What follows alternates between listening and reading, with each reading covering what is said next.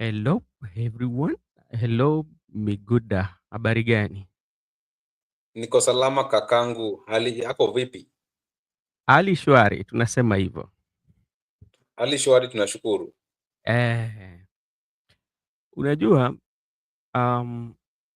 saa hizi ukiangalia kisiasa, tuseme kwamba the East Africa saa hizi kuna siasa imepamba moto kule nchini Tanzania. Tunaona inaitwa Tindilisu. Tundu Lissu. Ni upinzani pale Chadema na ukiangalia pia Chadema kuna pingamizi sana Chadema kati ya Tundu Lissu na Freeman Mbowe. Sijui ni nani ataenda kupeperusha bandera la Chadema. So kwa siasa tu zao tu za ndani za kichama pia kuna mapigano makali kuhusu nani atapeperusha bendera ya Chadema. You know.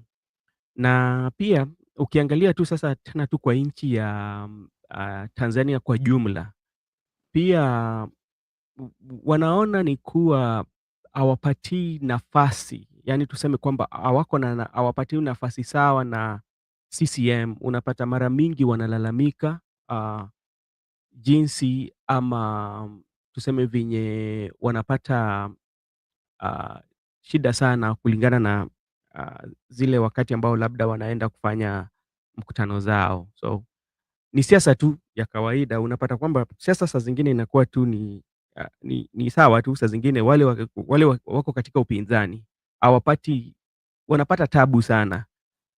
Sijui wanasema tu ili watu wakuje kuungana nao, ama wanasema mambo ambayo ni ya ukweli, hatuwezi jua, lakini hiyo ndio siasa kule nchini Tanzania. So hiyo ni ya Tundu Lissu nilimuona. So labda we kama uko na habari tofauti na hiyo yangu, before tuende katika mada ya leo ambao tunataka kuzungumza maneno ambayo yaliandikwa na mbunge wa town, Homa Bay Town, on Opondo Kaluma.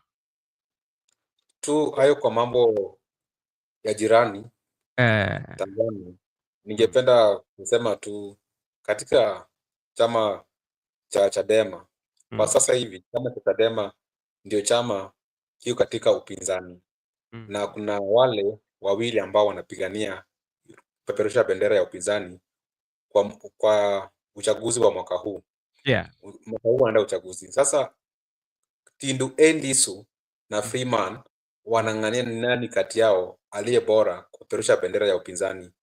Na kwa maoni yangu, kuna katika hawa wapinzani wawili, kuna mmoja ambaye ameandamizwa na serikali ya Chama cha Mapinduzi hapo mm, awali wakati marehemu Magufuli alikuwa hai. yeah. Tundu Lissu alifanyiwa vibaya kabisa, na kawaida ya siasa kuna sera ya kila chama. Mm, Pengine hawa wako katika upinzani wanaendesha ile sera yao ya tunaita katika kimombo victim. They want to appeal to the victim sympathy. yeah. Kama wanafuata hiyo njia kwa maoni yangu naona kama Tundu Lissu atapeperusha hiyo bendera, Oh, lakini Chama cha Mapinduzi ambayo iko madarakani kwa sasa hivi, mm. wao wanafinya sana upinzani, na sioni kama kuna matokeo tofauti yatatokea katika uchaguzi hao watu wa jirani. Okay, unajua kabla tujakuja kwa mada ya leo bado tukuzungumzia nchi yetu ya jirani. Unajua ukiangalia Tanzania, mfumo wa katiba ambao bado wanatumia ile katiba ya ukoloni.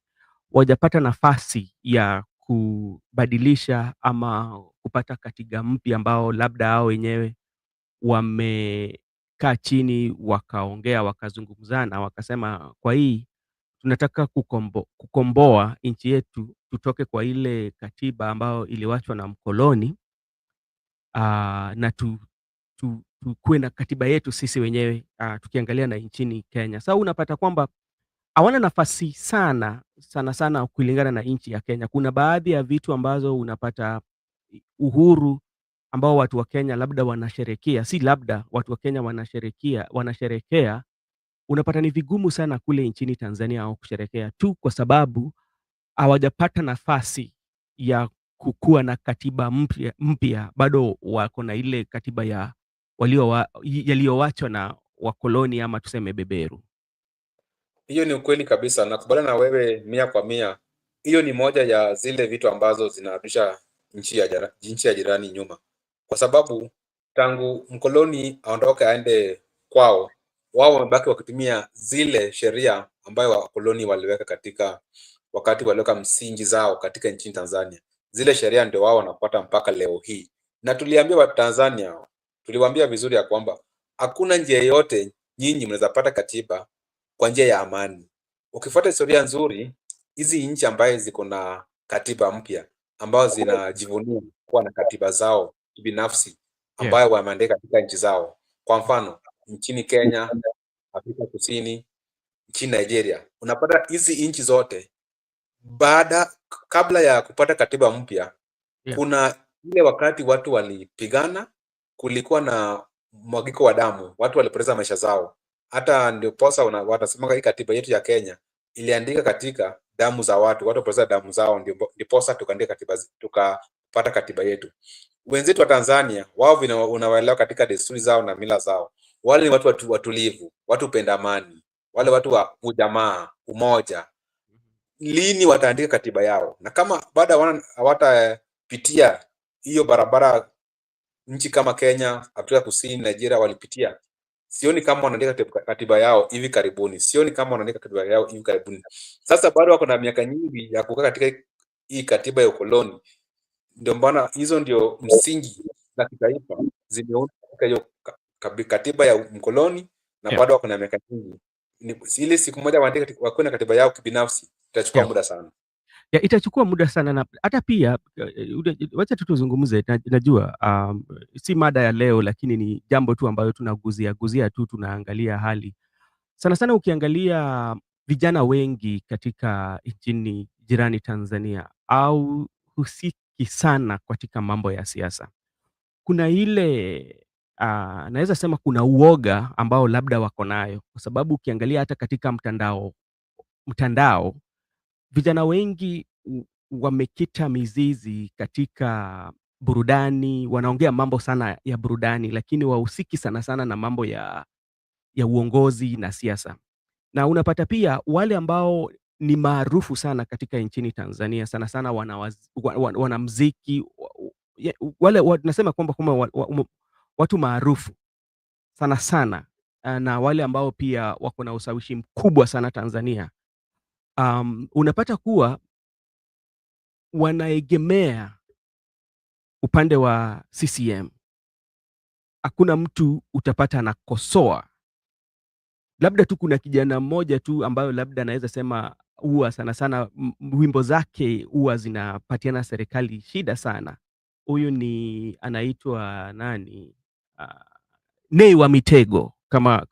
Kama we ni mwanamuziki sana utasikia wimbo za Nay za Mitego, kwa sababu ni mtu ambaye shairi zake sana sana ni zile shairi ambao ni kama zinakemea ama ni kama upingamizi wa serikali. So hiyo tu ni chache tu tukiangazia nchini Tanzania. So na mimi kwa asilimia 100 bado naamini kwamba wako na njia mrefu sana kufika pale ambapo nchi yetu imefika sana. Nchi ya Kenya kuna baadhi ya uhuru ambao labda nchi ya Kenya watu wako nayo ukilinganisha na nchi jirani ya Tanzania. Nikiongeza tu kidogo kabla tukamilishe hiyo mada. Yeah. Nilipopitia katika mtandao nilipata wale chipukizi, wale vijana wadogo kutoka nchi jirani wakizungumza na wale wa Kenya, wanawaona kama wanawakemea kama wale wakosa adabu, wale wanakosea rais heshima, na waelewi kwamba sisi nao tofauti. Tanzania na Kenya ni kama mchana na usiku. Kwani niseme hivyo? Unapata sisi tuko na katika kutekeleza katiba zetu, kuna sheria na pia iko wazi ya kwamba hakuna rais wa nchi yetu yeye si mkuu wa sheria, yeye si hakimu mkuu. Hawezi amulia wananchi vile sheria zinatawala nchini. Wale bado wanaamini ile nguvu ya ukoloni, nguvu ambayo walipatia rais kila kitu. Ndio pasa wanasema ati Kenya wameruka akili. Kenya wajaruka akili. Kenya ni vile wako mbele, wako zaidi pale Tanzania wako. Sisi kama Kenya tujaruka akili. Kenya wanaelewa katiba. Na katiba inasema nguvu zote za hii katiba zimepatiwa mwananchi wa kawaida. Hajapatiwa rais, haizi kuwa tangu, hakuna siku rais wa nchi yetu tangu tupate katiba mpya, hakuna siku rais wetu atakuwa mkuu wa sheria hii nchini. Hakuna siku rais atakuwa hakimu mkuu. Ndipo tunasema wale wa Tanzania bado wako nyuma, wanataka kama sisi watumbavu, watu ambao wasipojielewa, watu wameruka akili. Tunaambia hapana, hatujaruka akili. Vijana wetu wanaelewa kenye wanafanya, zile haki tunazo humu nchini, wao huko hawana. Ndio maana wanasifu rais kwao ni kama Mungu. Okay.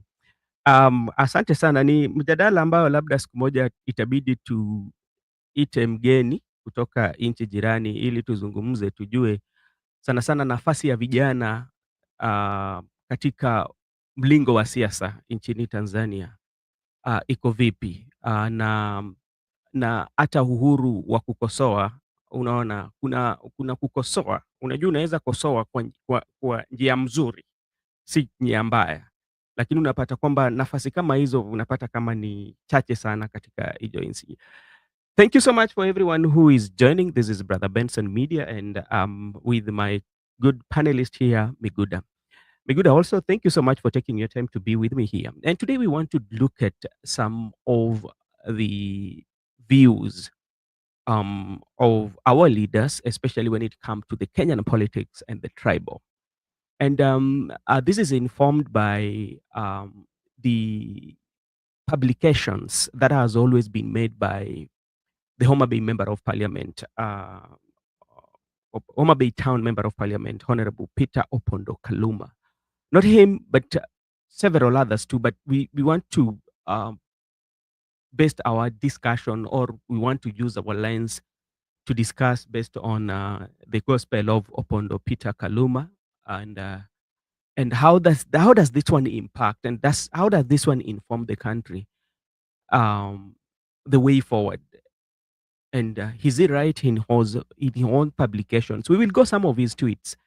And also, we are looking at yesterday or the day before yesterday, the members, Lee Kyunjuri, William Kabogo, and Mutai Kagwe, right now, they were the members of unanimously approved their appointment. So they will be joining the government, or they will be joining the administration of President William Ruto. And what changes are we looking forward to see, or things are just going to remain as they are? That is some of the questions that people are asking. But also, we will also be looking at what was the reason behind the president bringing all the allies, or the people who actually really did not support him. Because like right now, if you look at the cabinet of President William Ruto, a half or 50% of the people who are supporting William Ruto did not agree with him during last general election. So what does it mean to President William Ruto and the people who are serving him? Are they serving him in the interest of the country, or they're serving him just because they are being employed and they are going to earn salary to keep their livelihood? So that is the center of discussion, Miguda. What is your take, especially on the appointments, or on the unanimous vote on the cabinet secretaries who were vetted the day before yesterday? And are they going to bring any change in the government? And if that change, what are we looking forward to? In my view, I will have a different opinion concerning the people who are appointed by the president to serve in the cabinet, to the larger extent of ambassadors, and to the larger extent of internal diplomatic areas like the United Nations Environmental Program, where Babu Namama was appointed. The reason why I will have a different opinion is because, in my view, some of the people who are appointed in the cabinet, they are not new faces, they are not guests. They are not guests. They are people who have served before as cabinet secretaries in the country. Some of them have served as governors in different counties. And there are questions of integrity. There are questions of accountability when they were serving. Yeah. Some people didn't decline going to Ghana as ambassadors. It has been declined twice. People don't want to go to Ghana. There is an issue whereby the president is trying to form currently a new formation or a new coalition of 2027 without concluding whatever he formed after the previous election. Because if you look at the current appointments or the current people who are serving, some of them were opposers of Ruto in the previous election. Some of them, if they were not opposers, they supported him, but they failed. People like Kabogo, they were with him, but they were never rewarded. Now they have been brought into board as a reward to them. And some of them were his critics, people like Kagwe, people like John Badi, Opio Wandai, Junet Mohammed, Nani, Joho. These people were his main critics. He has abandoned his ordinary soldiers and incorporated his enemies into the movement. And some of the loyalists who never clinched any seat has been incorporated to government. In my view, the need is just a matter of formation because there's no much change is bringing to the public other than the fact that enemies has been made friends.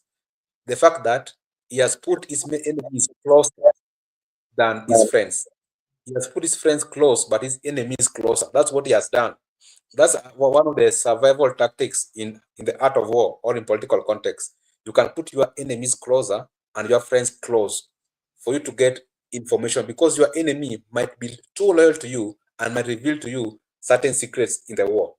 In my view, if at all, it could be because we have many Kenyans who are professional, who are qualified to be CS, who are qualified to be ambassadors, who are qualified to represent Kenyans across internationally. Yeah. They are very Kenyans, if at all they could have advertised those jobs and put them. But you understand that it is the prerogative of the president to appoint the cabinet secretaries. It is the prerogative of the president to appoint ambassadors. Therefore, if that's the prerogative of the president, leave it to him. But in my view, they brought in board, they don't add much interest of the Kenyan people, other than they're just serving the interest of the status quo, because the status quo was threatened, but the status quo wants people to protect it, to remain in power. That is exactly what they're going to do. Okay, thank you so much. You've spoken about the status quo, and look, and you're saying that is appointing, he's the appointing authority because the constitution has given him power to do that. Is something that we cannot take away from the president. But you also have to look in terms of, because what people want is about the service delivery. You know, as president continue to appoint, there are some challenges, but the still country is going through in the period of 2 years that he has been in government. Things to do with the cost of living, which has really not gone down. Even to a point of bringing experts that we were told that were going to create changes. No impact has been experienced. We have issue to do with health. Yesterday, I think you were a witness when few Kenyans stormed when the health CS was just about to have a press, and she was supposed to have a meeting, and the people went there and they were complaining about so this is a situation whereby these are real issues. Let's say that the Kenyan people, there's some of the things that the Kenyan people are not seeing, are not working. But on the other side of the president feels, now I need to point quite a number of people, and these are notable figures in the government who have served this country for the longest time. You said some of them have been governors, and they've been given an opportunity to serve Kenyans for good time. So what makes it quite much different that this time round they're going to make difference if they're given opportunity? They're not going to make any difference, and they're not going to represent the interest of the people. That's why I talk of the status quo. Yeah. Their main objective is to protect the status quo, to make sure that they give the presidency lifeline so that the presidency can last up to 2027 and can go to election.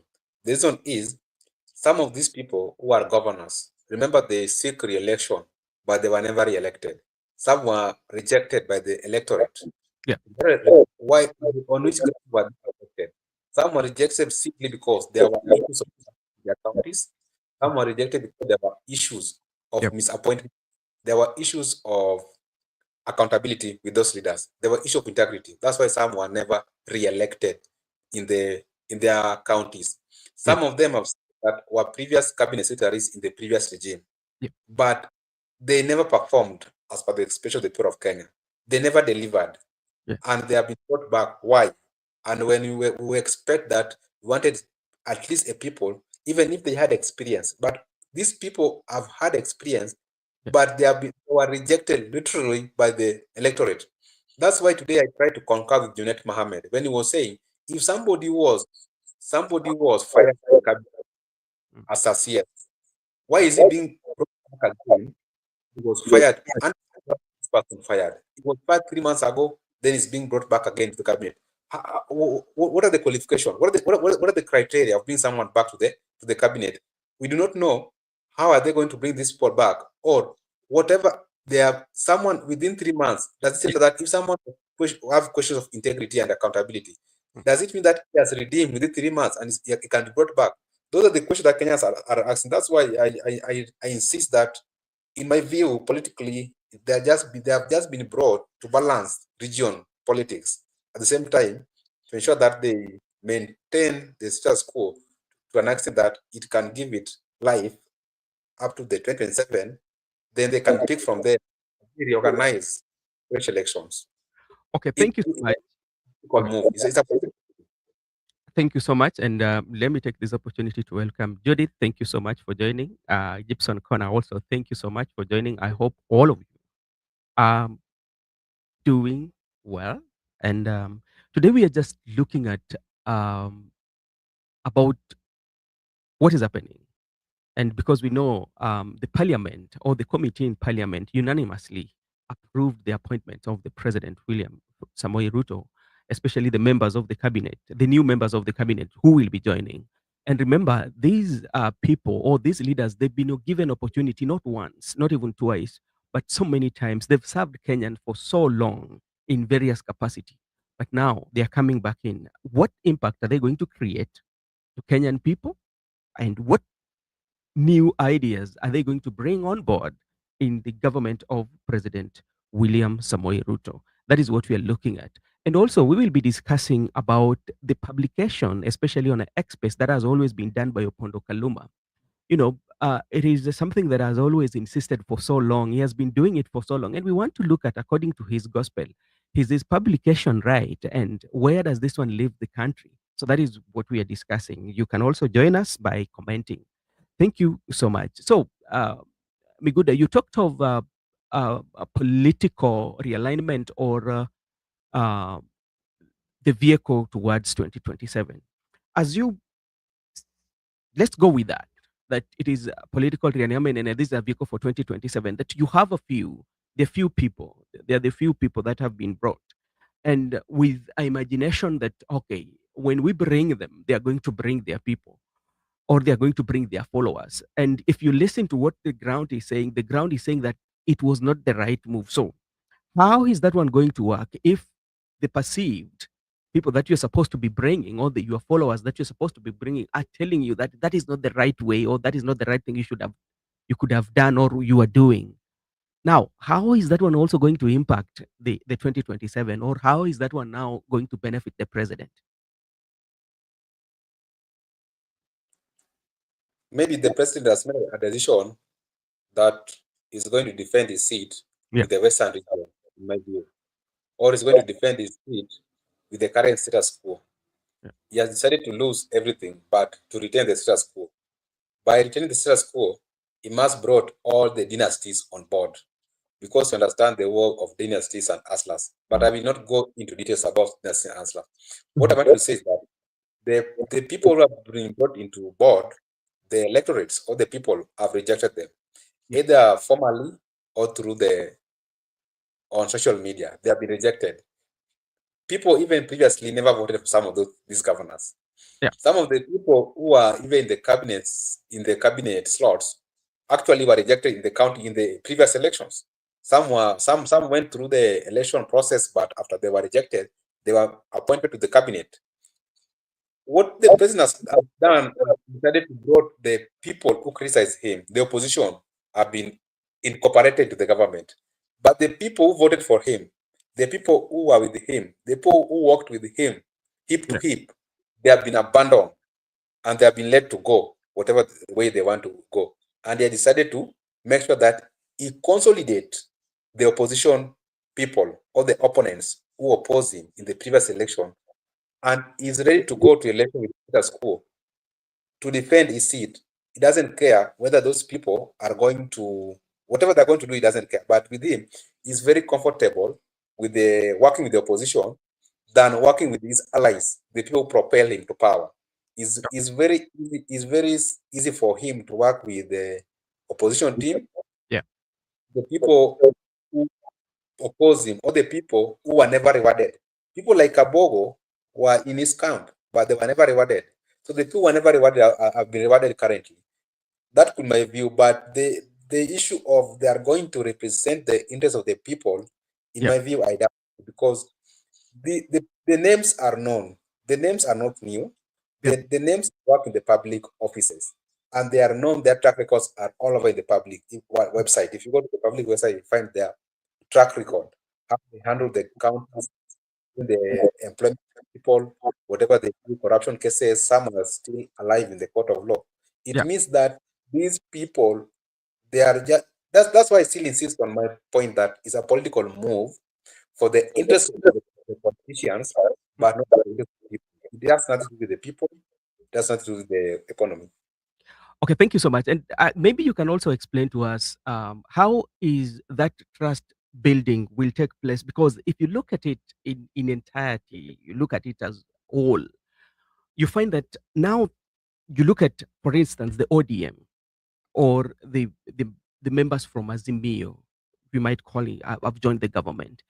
And if you flick the coin back in 2018 to 2022, there are pronouncements that were made against the president when he was running for that seat, and how they campaign him, and that lack of trust from him as a member of, as somebody who is going to hold that office. But now things have really changed. But a half of the people, or a half of the leaders who are now championing for the president, or who are trying, or who are in the process, or who are in making decisions for president, are the people who opposed him. How is the president going to balance the trust? Because these are people who do not believe in your ideology and the leadership skills. How is the president going to balance that trust? Because these are now people you believed in. And these are also the voters who believed on what president really promised them. That this is a circle of border border, this is a circle of what we're chini. And that is not happening. So how is the president going to balance that? The trust with the people who did not trust your view and the trust of the majority of people who voted for you. How is the president going to balance that? The president has got no option but to balance the trust. The president has no option but to trust the current people he's working with, in my view. It's just like a relationship. You had an affair with someone, or there was someone two of you are hiring for. All Mhm. of a sudden, some won the heart of that lady. Then they had their affairs, either privately or publicly. Then along the way, they divorced. Then you decided to get in back together, two of you. When the other party is trying to give the details of whatever they did with your partner, or trying to give the videos they had with your partner, whatever they did private or public, you will just ignore and state categorically that that the past does not define current. That is the past, and the past has gone. We are not living in the past. And I like a certain quote. Yeah. One day, if you go to Tanzania, go to Butiama and visit the mausoleum of Mwalimu Julius Nyerere. There's a certain very interesting quote there. They wrote it that when I look back at the past, Yeah. at the past, Yeah. there's no one there. No one Mm. is living at the past. Mm. We just the same way it's happening in relationship, Yeah. the same way it's happening in politics. Right now, Ruto has got no option but to trust the current people is working with, whether they are his critic, because that is those are the people who are going to defend him in the forthcoming election. The current the people he worked with previously is like, let me use this word, but it's not good. They have been damned. Yeah. Those who have been damned. And if you have been damned, this I've been saying this channel. Yeah. You need to just to accept and move on. You should learn the Okay. heart of saying goodbye.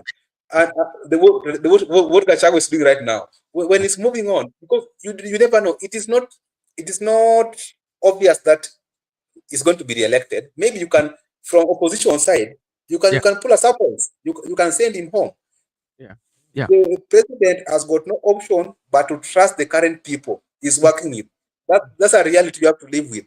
And the people who have realigned against Mr. Ruto also has got no option but to work together and live the reality. The reality is, to this extent, the people who have been incorporated in the progress government are going to work with William Ruto up to in the forthcoming election, because I don't see them going back to a union with the Yeah. ex-deputy president unless otherwise, because in politics there is possibility. In politics we can't say it is over until it's over. But Okay. the main point is, you cannot live in the Yeah. past that we had a union within the past, but we Mhm. broke out. Now we must stick together. No, we were not born to stick together. There is that room for movement. Okay, thank you so much. Let me take this opportunity to thank the following. Kwach Moto Kubwa, asante sana kwa kuungana na sisi ukiwa pale Facebook. Tunakushukuru sana. This is what Judy says. Judith is saying, but employing a person worth 3.03 billion while 99 plus Kenyans are jobless in the name of Kuleta Mount Kenya in your government is overrated. That is politics. What do you say about that? I've talked about regional balancing Yeah. and protection of the status quo.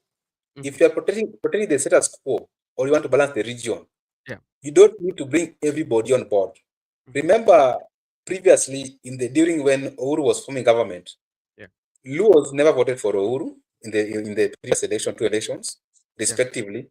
But there were some appointees of Luo in those governments, and they were thumping their chest that we are in government, Luos are in government. People like Raphael Tuju have been serving their opponents. People like Onyango Lo have been serving the opponents, just to mention. Even currently, before the progress government, people like Owalo were on the other side. It's the same thing happening. People are going to understand he cannot left Mount Kenya alone with the Yeah. population of Mount Kenya and the setup of the region. Automatically, even if he has not brought the all people into government, even if the Mount Kenya has shifted away from William Ruto, Yeah. but he has got no option. Mount Kenya people has a right to be given CS position, whether they vote to William Ruto to a man or not, they will Yeah. be given. Just Because like Luos. Luos have never voted for Uhuru Kenyatta previously, but they were being given. You must give them, because they are part and parcel of the people of the Kenya and the terms of region. That's why I talk about, you should take in interest of the regional balancing yeah. and political move and status quo. Those are the main points, those 3 points. It's about to balance regionally so that it appears like this affairs of Kenya, but it is not the reality on the ground. It's just for political movement for the current head of state, and also to balance the equation and to retain the status. That's what happened here. It's just a political card. It doesn't need to fit your interest. It doesn't need to go the way you want it. It doesn't need to fit your expectation. But the cards must be moved on the table. They must be placed. That's what is happening currently. Okay, thank you so much, Mr. Miguda Makobura. Thank you so much for joining. I'll be inviting you soon. And um, uh, you've talked of the regional balance. That is how politics works. And you've also talked about s- people has to be like the regions, that regional balancing, or we call it giving the Kenya the face of everyone should feel included in the government. But you find that that is they do it in a way that sometimes they don't give the professional chance to be there, but they give their cronies. So, before we go into our main discussion, let me just invite Makobura so you can weigh his option here. Makobura, we were having a discussion. This is our the first segment of our discussion. We were talking about the members of the ministers who uh, had their vetting, and the committees who were in charge of vetting unanimously agree or voted for them to be incorporated in the government. As we speak today, they are in government. So our question to you, we were just trying to look at it and say, like, what new, or what changes are they going to bring in government, bearing in mind that these are people who have served Kenya in its various capacity for more than even 10 years or 20 years. They've been serving Kenyans. So what new are we going to get from this government if they come in? So that is what we were discussing. Okay, fine. First, allow me to say to greet you all, Brother Ben and Mr. Miguda, and everyone at the comment section, those who are viewing. Habari zenyu. Nikiingia ya kwanza niliwatazama mkizungumza kwa Kiswahili ile sanifu. I was expecting that nikiingia nitapata kama maintain Kiswahili. Na kwa vile nimeingia nimeona mshabadilisha lugha, sasa itabidi basi mimi pia nichanganye, ndiposa hata mimi nisikizwe. Yeah, so on the question that you've asked, I don't know whether I'm clear enough. Yes, you are. Okay, on the question that you've asked about the new appointees, the cabinet secretaries that just were given a chance, were appointed by the president, coming in. From where I sit, I remember the likes of Mutai, the likes of Lee Nyanji, and Kabogo. Kabogo at some point was opposing the president's move, and then when we were almost getting to election, he shifted.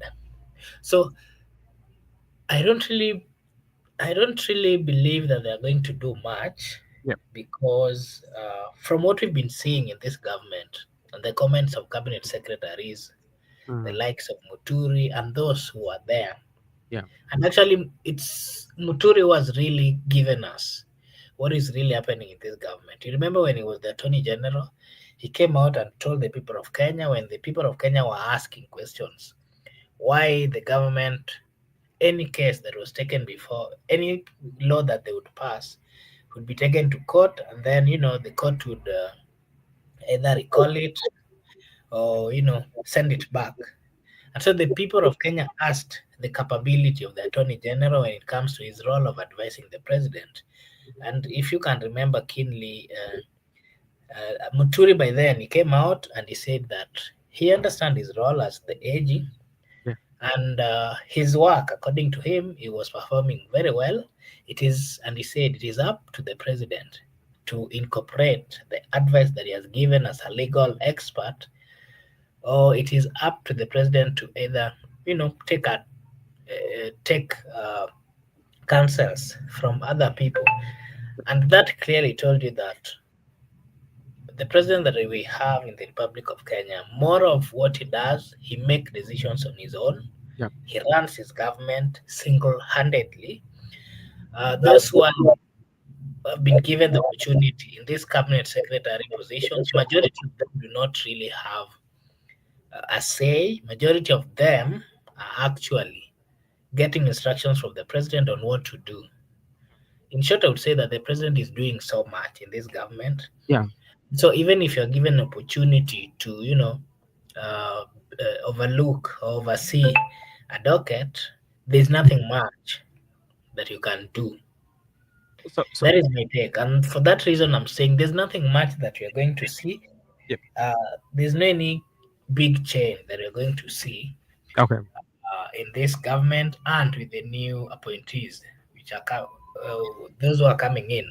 But again, let's not forget that the likes of the people who had a different opinion, especially on what the president was presenting before the people. Yeah. For that reason, same as the experts who are taken from the ODM, as much as they are singing the tune of the president, I'm quite sure behind the scene and truly in their heart, they are there just because of something.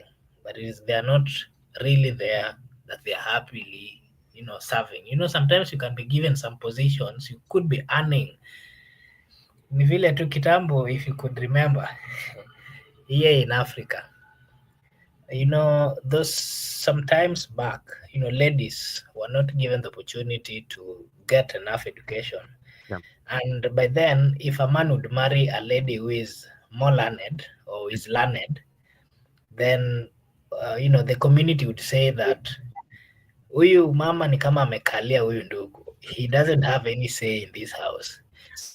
So that is what I can say, that as much as the man may be in a house with a learned lady, a lady who earns very well, according to those days, you do not know what the man is going through in that house. So that is the analogy that I would try to explain, or to use to clarify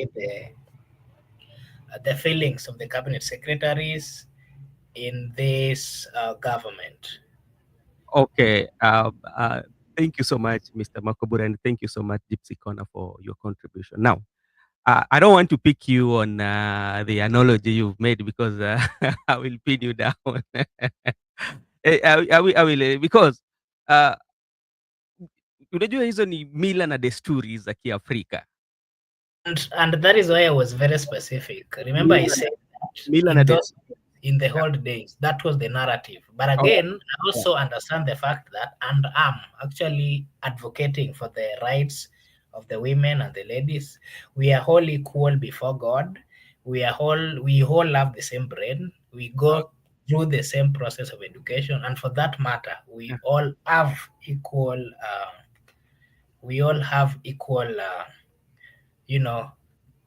Equal environment to showcase whatever capabilities we have. Okay, thank you so much, Makobura, and we will talk. Thank you again, Mr. Gypsy Corner, for your contribution. We really, really appreciate, and may God bless you. So, Makobura, before we engage Miguda on because there's something that I want to engage you, both of you, on, and this is based on the publication on, especially on the X space by Honorable Member of Homa Bay Town, Honorable Peter Opondo Kaluma. And we will read some of it. But now I have two questions for you, and maybe you can be very brief for us.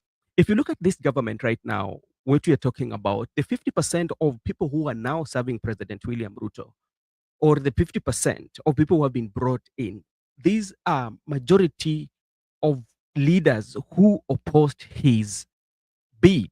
And you mentioned it earlier that when he was giving his promises to the people, these are the people who really opposed him. But now 50% of them are now in the government. How safe he is, how sure he is that the people that he has given the opportunity will serve. Secondly, the same people who have been brought up, they've been brought into the government, they've been coming in, but there's so many issues that Kenyans have been raising.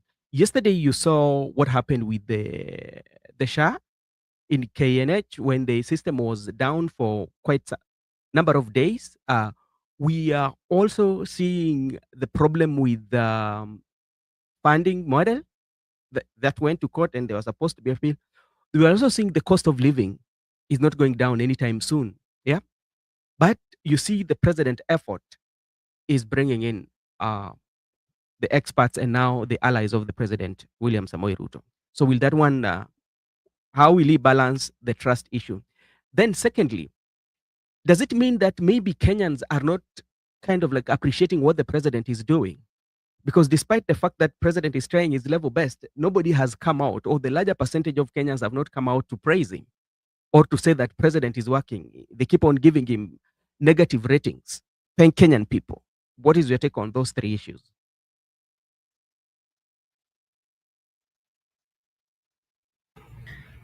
That question is it directed to me? Yes. Oh, okay. First, you said that as much as the president is trying to do is,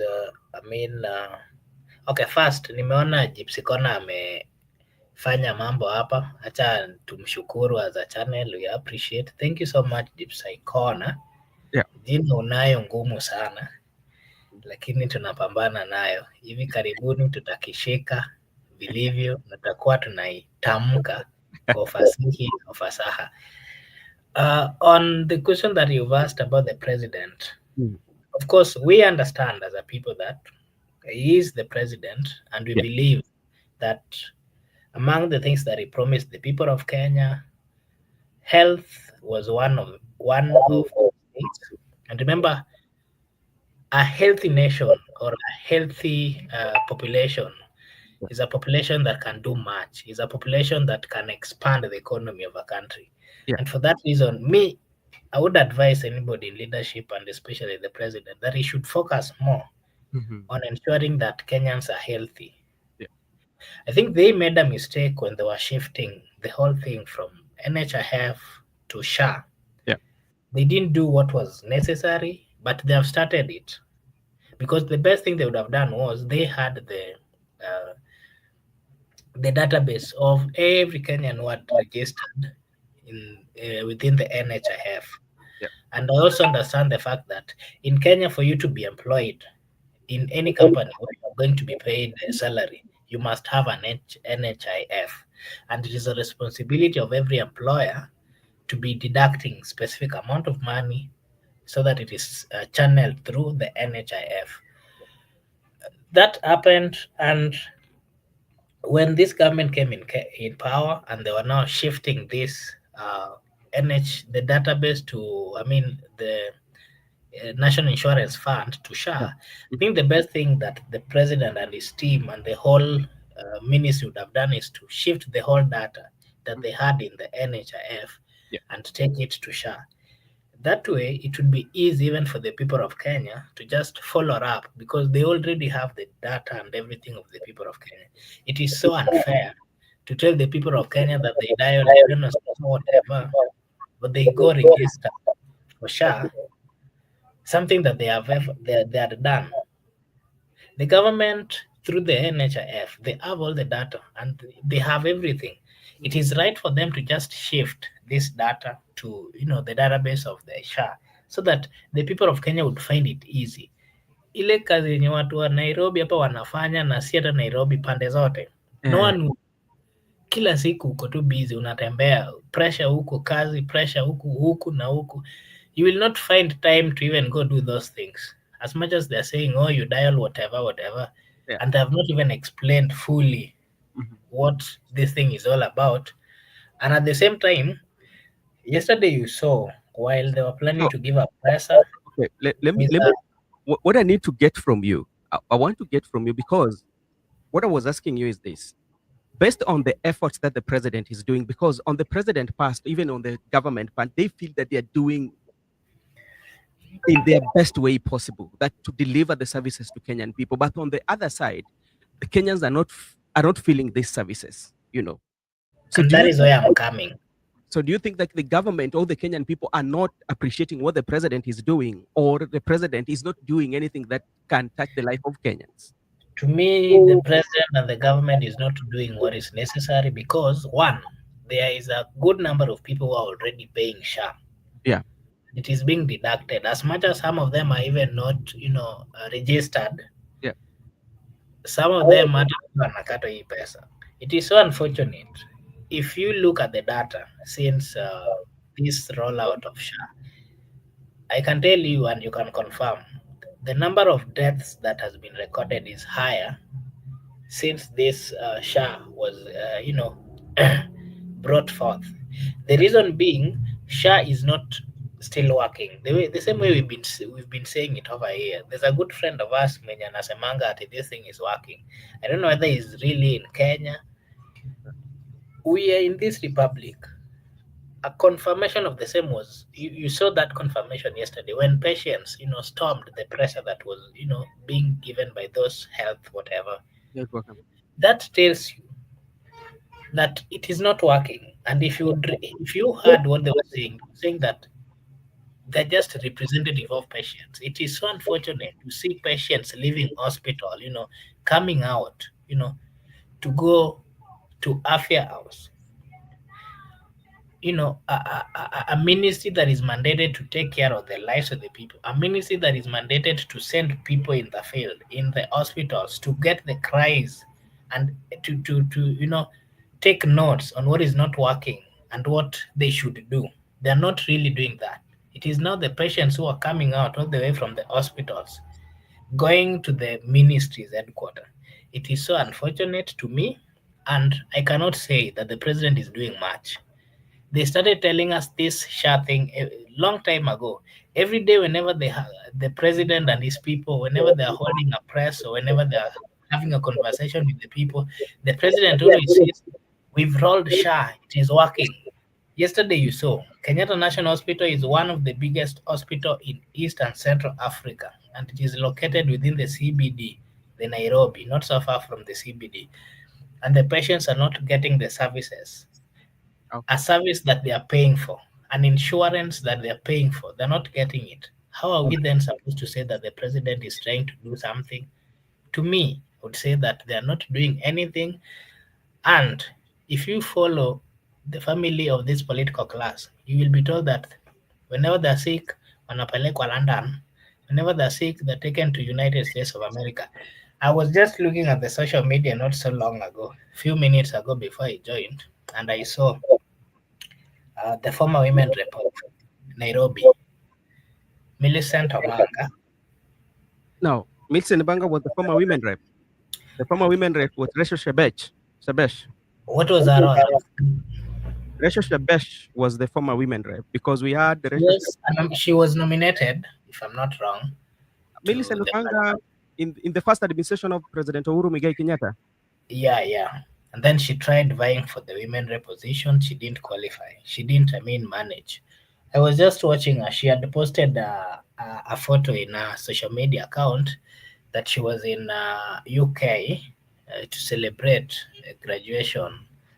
Her sister was graduating with masters. I don't know, in Perth University. And then I was trying to go through the comments that what the people of Kenya are saying. If you go through those comments, you just see a bitter citizen, a citizen that is saying in under those comments that it is so painful that the CBC is not working. The children are not even aware of what they are actually doing in school because there's a lot of confusion here and there. And these politicians are taking their friends and relatives to study abroad. And the question is, why then are they not making these things work for the people of Kenya, for the citizens of Kenya, so that they can also get at least a better education or a Okay. better health cover? All right. Thank you so much, Makobura, on the comment section. Asili TV, thank you so much for joining. Tony Blair, asante sana kuungana na sisi. Makobura, thank you so much. And Gibson Connor, we still say thank you so much for your contribution and may God bless you. We don't take it for granted. So, our main discussion of today, that was the first episode that we were discussing, but there's also something that we need to give a very good conversation, and we want to know, where are we headed as a country, or where is the leadership that we usually call for? And there is a tweet that was published on the X space of Honorable George Peter Kaluma. This is what Kaluma said, I quote, "Mr. President at William Ruto, Mount Kenya is gone kabisa. They didn't vote for you. They voted against Raila due to their undone 1969 Wamera oath. In exchange for their votes, they were to rule as a reign. You were stroke are to repay their votes by excluding the other Kenyans, especially the Luos, from development and public service. Gashagwa is their messenger for this by insisting on ethnic and regional inclusion of your government in sharing of national resources. You have committed a fundamental breach of their ethnic creed. No amount of projects and public services appointment will return them. Smell the coffee, act fast, and consolidate your new bases. Refuse to heed and perish. That is a tweet that has been done by Honorable Member Peter Opondo Kaluma. I would start with you. And something that we have to agree about the Wamera it was there, and there was a discussion, and even there was an interview that I watched about that was done by Martha Karua, Her Excellency Martha Karua, and there was that call that the leadership should not move or should not relocate to any other region apart from Mount Kenya, and it was not supposed to go to Luo. I might be wrong in my history. If I'm wrong, I'm ready to be corrected. Yes, it was there. But now, that was then in the early years, even before we get our new constitution. Does that one still stands? And it's that now the tribal card is here, and it's something that the political class has always used in different occasions. I don't know whether you will agree with me or you're not going to agree with me. Let me bring in Miguda, and you can weigh your thoughts on this, as I will be reading some of the tweets of Mweshimiwa, and they've been very particular on what he talks about. Yes, Mr. Miguda.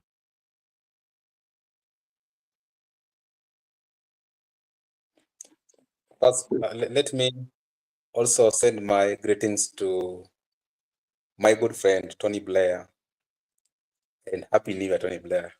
Tony Blair followed me on TikTok, and I followed him back. Now we are friends on TikTok.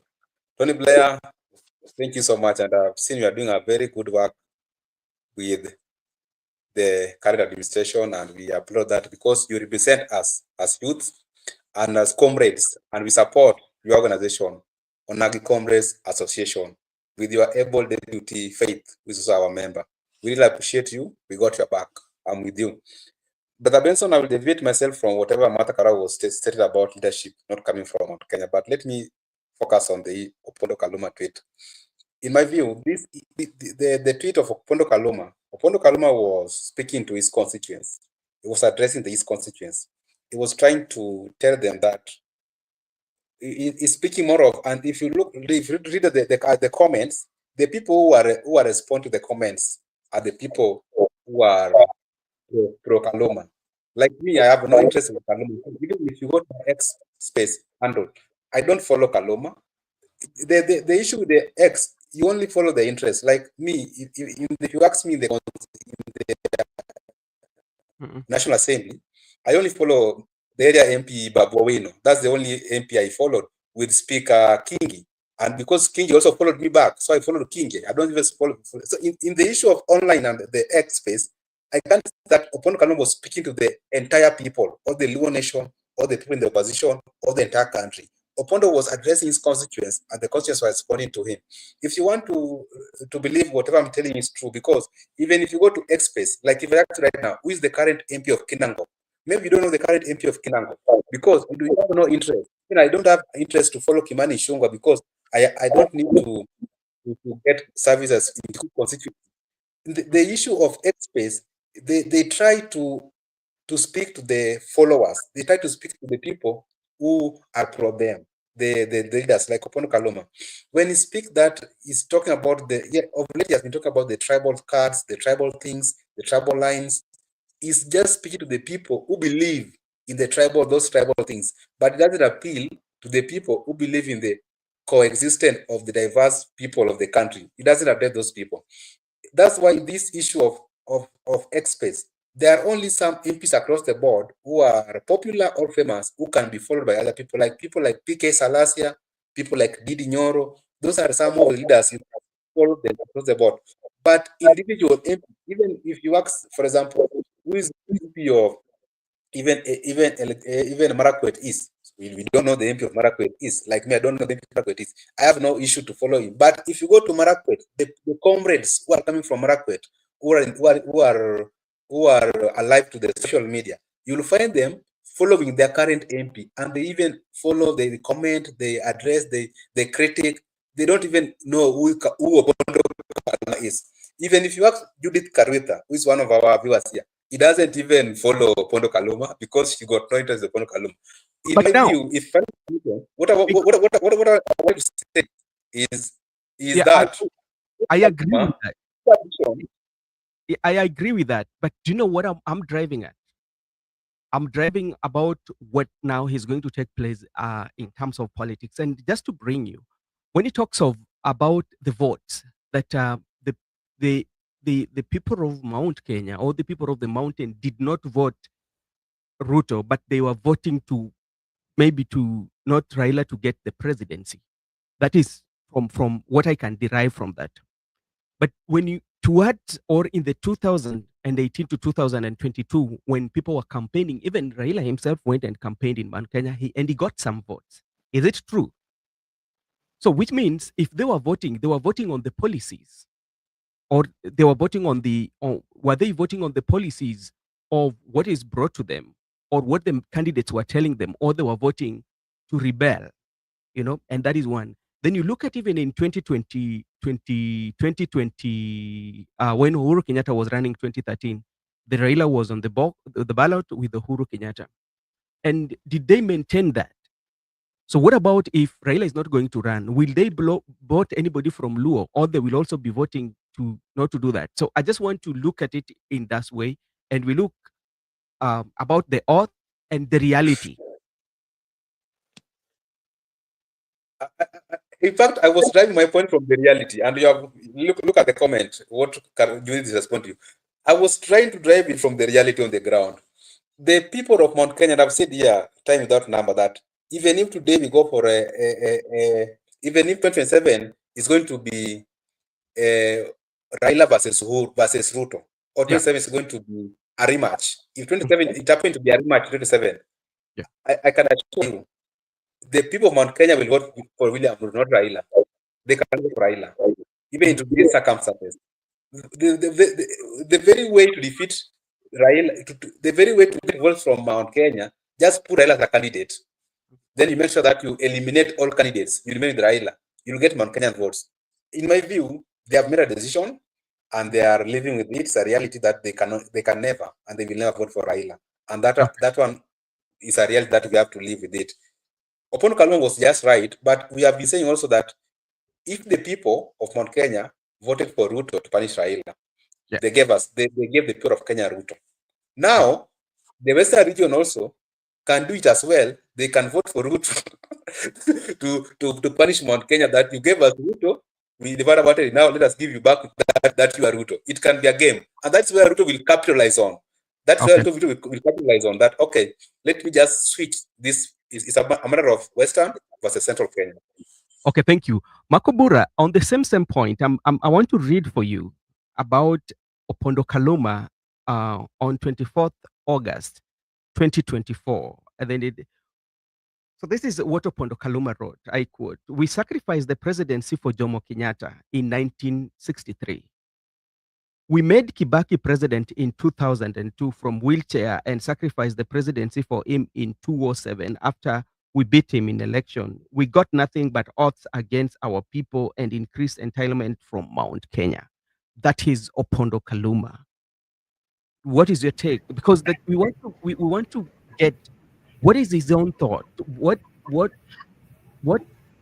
is the message that Opondo Kaluma is trying to send? Okay, thank you. First, I understand that we are students of history, and history is one important thing that we should always keep. But I also, there's a point or an extent to which history matters.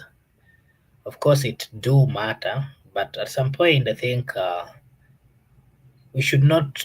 There are some positive things about history, and there's some negative things about history.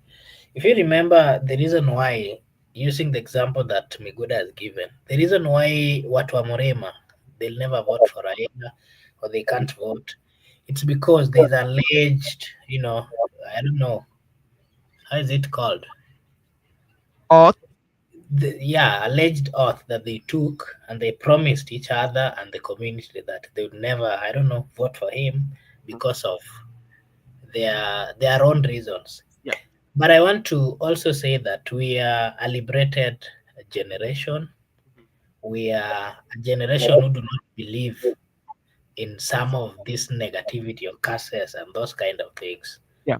We are a generation that do not believe that when people are taking oath, blood must be shed. Yeah. Because some of us are Christians, and according to what Christianity teaches, We should never be shouldn't be, getting into oaths, Yeah. and we shouldn't be using blood to make such kind of things. Yeah. So ni kama watu wa Mrema walidanganywa, na wengi wao ni kama waliingia box wakakubali kuingia kufanya hiyo oath, and it is the right time that they should forget and deliver themselves from that oath. It could be that oath ndio inawaziba macho saa zingine na inawafanya wakose kuona the right candidate or kupinga watu wengine, hasa kama wako like sometimes when we do such kind of things, as much as, remember, we're also a Christian nation, we are a nation that believes in some creature, whether Muslim, whether Hindu or something. So there are consequences of these things that we make. My point is, whatever member of parliament of Homa Bay town, Kaluma, is saying, it is true. Yeah. But I don't think we should go with such kind of comments. Okay, my question to you, and because my question to you, it is true and it's something that is documented, yeah, and the history has served us that, because the history will always remind us of what has taken place and even what happened. Some of us, we were not there, yeah, when such like oaths were being made. We are relying on the publication and the literature that has been published by those who were there. But at what point will we say that, okay, because this was an oath that was taken, and now it becomes like these are tribalist? Yeah, that is why I'm saying that we should not actually permit such kind of comments to thrive in this society. Because as much as history is important, I acknowledge that fact that it is important. But such kind of comments, brings back the memories which are not really good for the country. Yeah. Remember, we are trying to unite as a country. We are trying to do away with tribalism. If you remind, for example, my good friend here, Judith, I know she comes from Murima. Yeah. If you tell Judith that, our people, for example, we took an oath and said that we should not support so and so, and she was not there, how does that concern her? If this person can offer good leadership, if this person can change, the economy of the country, what is the problem of supporting this person? So as much as we are talking about these kind of things, but we should not really try to bring them so much on the limelight, because when we do, there's a negativity that it comes with, and then it erodes everything that we fought for. For example, if you are Christian, I'd give an example because I am one. Yeah. If you are praying for a certain thing, you have to pray consistently, and when the moment you start diverting, you get out of it, the focus or what you are trying to pray for, then the whole prayer becomes useless. And so it is true that there are a good number of people who still believes in these oaths. Mm-hmm. What we are supposed to do, imali tumefika. Let us judge people based on what we are seeing. Let us not judge people based on where they're coming from, based on the family, based on the background, based on the tribe. Because if we go with this way, then you're not going to get good leadership. Remember, in 2022, a good number of people came out and they wanted presidency. Raila was there, Ruto was there, Jakoya was there, and they presented themselves. It could be that the people of Murema did not vote for Raila based on the oath or the stories that they were told. My question that are then direct to them, I know not all of them made that decision in that manner, but the few wenye walisema that sisi tuliambiwa tusifanye hivi, and for that reason we are giving the guy. My question to them would be, has the president in power solved the problems and the challenges that we are facing as a nation? Yeah. Again, is it that when people are paying tax, only a certain region is paying and the other region is not paying? Yeah. So this manner of electing people, having in mind or trying to think that we are tunajaribu kufanya huyu ama tunajaribu kufanya huyu afeel vizuri ama feel vibaya, we should stop this kind of mentality. Let us be objective people people who are looking at, issues which can help us as a nation, because if we focus in this hizi vitu ndogo ndogo matribe na nini Mm. na kuwaweken zile vitu zilishakufa kitambo, then we are not really headed to the right direction. Okay, thank you so much. And if you're joining us for the very first time, kindly support our channel by being a member. Just hit the subscription button. Then you will join anytime we go live. You can engage with us and help us assist and make this broad conversation about our country and about. Just Okay, yeah, go ahead. one thing that I was forgetting, Mhm. just with the same example that my brother Miguda gave, Yeah. that for example, the people of Mount Kenya voted to punish Raila, Yeah. and that there's an option that watu wa Luo Nyanza or the people of Western pia wanaamua waseme ya kwamba ni watu wa mlima ndio walileta Ruto because they have the majority of votes, and then sasa wao pia waseme we want to punish watu wa mlima, ati sasa acha tupe Ruto kura. Tukifanya hivyo bado tunaenda we are going to get into a more deeper problems. Okay. And when we are doing this ati tunasaidia wengine ama tunajaribu kutoa, I can see a comment from our good friend Asili TV hapa anasema ati Jepsy Corner, we are helping you embrace makosa yetu iko wapi. No, tafadhali, let us be a liberated nation, a liberated citizens. If we start having this kind of mentality, then we are not 2027 is going to be worse. So let us not go that way. That is my prayer. Okay, let's say that when you are voting to punish somebody, and let's flip the coin. For instance, if you look at the pattern of voting, especially in Western Kenya, the coastal people, whereby they vote or being on the stronghold, does it mean that when you are voting the person that you prefer, you're punishing the other person? That is also something that I want to know from you. Let Miguda is going to handle that, then you'll come in. And Miguda, this is also something that I want to ask, because like we told you, we want to look at the tweets that has always been published by the Senate, the member of parliament. And you remember there's a lady who was given the ambassador role by the president. She was appointed, but she declined. And I think she's called Margaret Ndungu. She declined the president appointment, especially she was supposed to be ambassador in Ghana, if I'm not wrong. And this is what Peter Kaluma said concerning that. Why beg this entitled Gachagua tribalist with opportunistic to serve when we have Kenyans craving for such an opportunity? Homa Bay Town has never had an ambassador. Now, we know for a fact that she's coming from the region of Bulima, and she has decided to decline the appointment that is given. Does that one warranty her to be a tribal, just he decided to decline that? Or just because the oath was there to be labeled a tribalist? Mr. Miguda.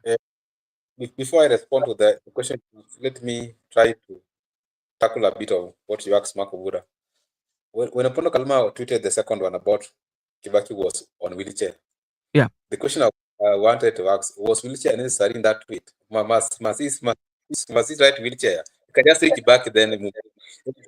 The girl who has declined the position of ambassador, in my view, the fact that you have declined an appointment doesn't elevate you to be a tribal person or playing the tribal card, in my view. And Kaluma, why is he only advocating for the people of Homa Bay Town? Because he finished by saying that the people of Homa Bay Town have never gotten any ambassador. Why can't he even say people of Homa Bay South or people of Suna East or Suna West? Why is he only trying to narrow it to Homa Bay Town? He's also trying to. We can just say he's also the same tribal person, because just one for the people of Homa Bay Town, not the people of Luo Nyanza or the people of there are some Luos in Nairobi or in Mombasa, even Luos abroad. Why is it that only specified for people? The girl, the lady might decline the point of my view.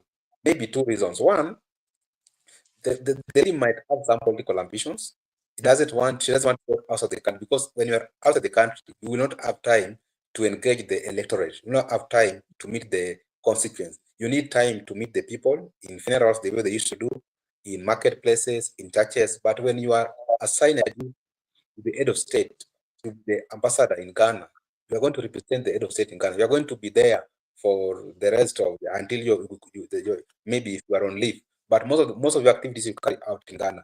Maybe she's having some political ambitions, or I don't think someone can decline a job, or that job, maybe that job, she's above that job in her own opinion. That giving her that job is Sometimes demotivating. personal reasons. Yeah, or personal reasons. Let me say that one. Me personally, or advisors. Maybe it's the political advisor around advisor. Oh no, decline that job because you are more than what presidency is rewarding you. Could be a reason. But the question we are asking, why that Ghana's been declined by two people? The two people who have been appointed to Ghana, people don't want to go to Ghana. What's happening in Ghana? That's what we should be asking ourselves. And the issue of trade here, if they say that they have chased away the chief tribe, that's Gachagua. Where is this tribe thing coming from? Because now Gachagua is who is now playing this tribal card in the government? That's the question we should ask ourselves, because they say that Yule Mkabila tulifukuza P.O. Box Madeira. But currently we still have these issues of tribes in the government. Well, it means that, in my view, and this is an honest opinion, Bro Benson, as a Kenyan, I do not see a way whereby Kenyans will live the way we are prescribing it in the constitution, in the national anthem, because the politicians will measure our vision is that's how they thrive. They're divided. But if you come together, I don't see where we come together. So we have to live the reality that we are a diverse state. We are different in types, in religion, in belief, but we must live together as a one nation with one president under one flag. Okay, thank you so much. Makobura, you can set up your mic because I can get it. Just set it because I can get some hissing sound from your side. I bet you that is your mic. As Makobura is setting his mic, and I want to engage him because let us kind of like make a very candid conversation about the issue of tribal or issue of being tribal politics in when we're looking in terms of politics, even when it comes to appointments, and something that we have to agree as a country, the appointments that are being made in our country, especially Kenyans, not even with the President William Ruto regime or no, all the regimes that have always been in power, the appointments has always been made based on the numbers. Yeah, the regional politics has always played a part in our political sphere.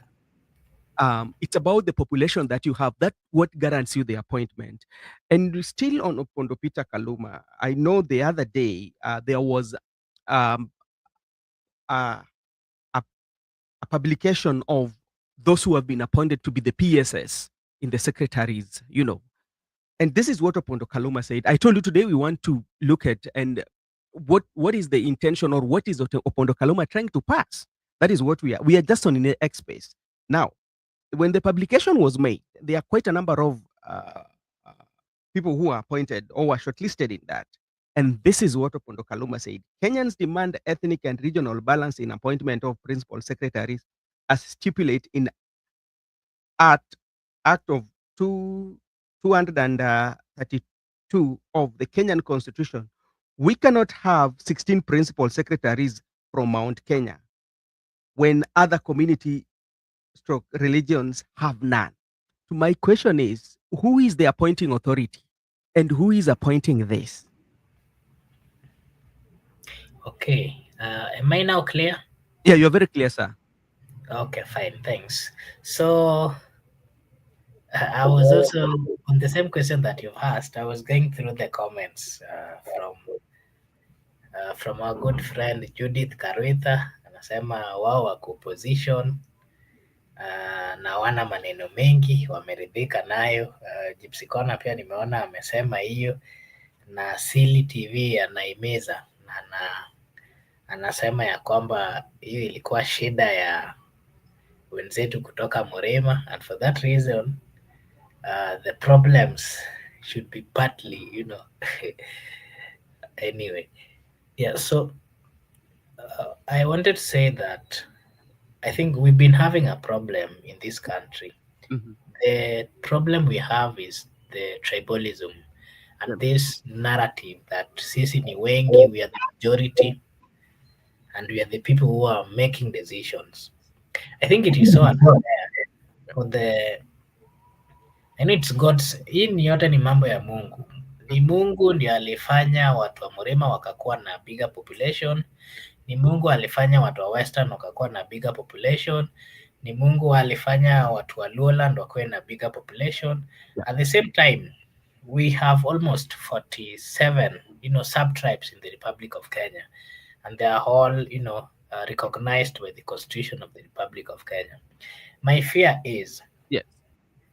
the way we are going on and the conversations that we are hearing. To me, I think it is so unfair for, I would say, watu wa Mrema kupewa this high number of cabinet secretaries. Mhm. And remember, we also have other people coming from different regions. Yeah. The problems that we've been having is there's a group of regions that they always feel that they're not part of the government, and these things sometimes make them make some decisions, which are not really good for the entire nation. They make it out of the uh, what they feel, the bitterness they have that a government is not recognizing them. We've seen before hii mambo ya devolution na county government ikuje, the northeastern region, it was neglected, and we say thank you to devolution. At least devolution inajaribu ku open up the northeastern region, not just the northeastern region, but even the northern part of Kenya. It is a good thing. Those who came up with devolution, they did a good thing. I congratulate them. But the problem is when it comes to the national leadership, I think it is so unfair. It can never be that out of 22 or 21 cabinet secretaries, more than half is coming from one region. And remember, this is the region that has held the presidents. The presidents have been coming from this region. And so you find that these two areas, they are more developed than the other regions. And again, remember, walikuwa nasema ya kwamba when you're rich, you only, children from the rich, they only play along, wanacheza tu na wale watoto wenye wako in the same level. This kind of segregation that we are seeing is what is making us, not do away with the tribal and the region politics. I understand that politics is local and it is okay, but how are we going to, do away with the high level of local politics and the tribal nature that is really coming in, and it is going to sit down? When this tribal thing sits down, it would be so hard for us kuiamusha so that we do away with it. Whoever is coming to be the president, and that is why possibly I can even campaign for the likes of Omtata, because I believe they cannot make this mistake. At one point, I've ever heard Omtata saying that the reason why it was, put in the Constitution of the Republic of Kenya that we should have at least 21 or 22 cabinet secretaries is because the drafters thought that because we have 47 or 44 tribes in the Republic of Kenya, at least the cabinet secretaries were supposed to come from these tribes, and then the PS would then come from the remaining tribes. And this would make everyone in wherever they are feel that their people are represented in the government and will not hear the issue of watu wetu hawako kwa serikali, sisi tumeachwa, our region has no one to speak for us when it comes to national selection and distribution of resources. So I think this is something that is going to unite the people. Okay, thank you so much. And I'm reading just the last comment. Then we will now come to and I will tell you the based on what we've read and what I've picked from what Opondo Kaluma has been writing, and that requires a discussion Let me see. I think I've lost it. Okay, this is the last one. This one is say that this these Mount Kenya blind mice tribalists have not had an article of 245 of the Constitution. By lack of knowledge, they got Gashagwa impeached. By lack of knowledge, they will get Kanja removed from office and get Kome and Kinoti to face post-service prosecution. Leadership needs wisdom. That is what he said. And now something that is very constant. If you read the tweets, there's one thing that is very constant: the tribal and the Mount Kenya in the entire tweets that we've read. Because this is a conversation that we need to have. We as a country, you know, if it is indeed that okay, it is that how what is your role as a leader to bridge the gap? What are the avenues that you're using? Because you've been given the platform, you're a member of parliament, you're sitting in the parliament. What are the legislation you as a member of parliament? Because you're seeing or you're witnessing somewhere whereby unaona mahali kwamba nchi iko na upungufu na umepatiwa ama we ni kiongozi na uko na nafasi mzuri ama uko katika nafasi mzuri kutatua haya, unaweza tatua aje? Kwa kuandika na kukejeli ama kuiweka kuwa ni kwamba ukisema ile inapata watu, tuseme kwamba hisia za watu zinachemka, unaweza isawaisha vipi? Ndio swali. That is my question. There's a problem that okay, that is a problem that we are seeing, and you recognize that, and you have the opportunity because you are serving in the parliament. You are a leader, and to make the matters worse or to make the matters better, now you are in the broad-based government. You have the president on your side. You have the majority on your side. How can you solve that? Yeah, that is my question.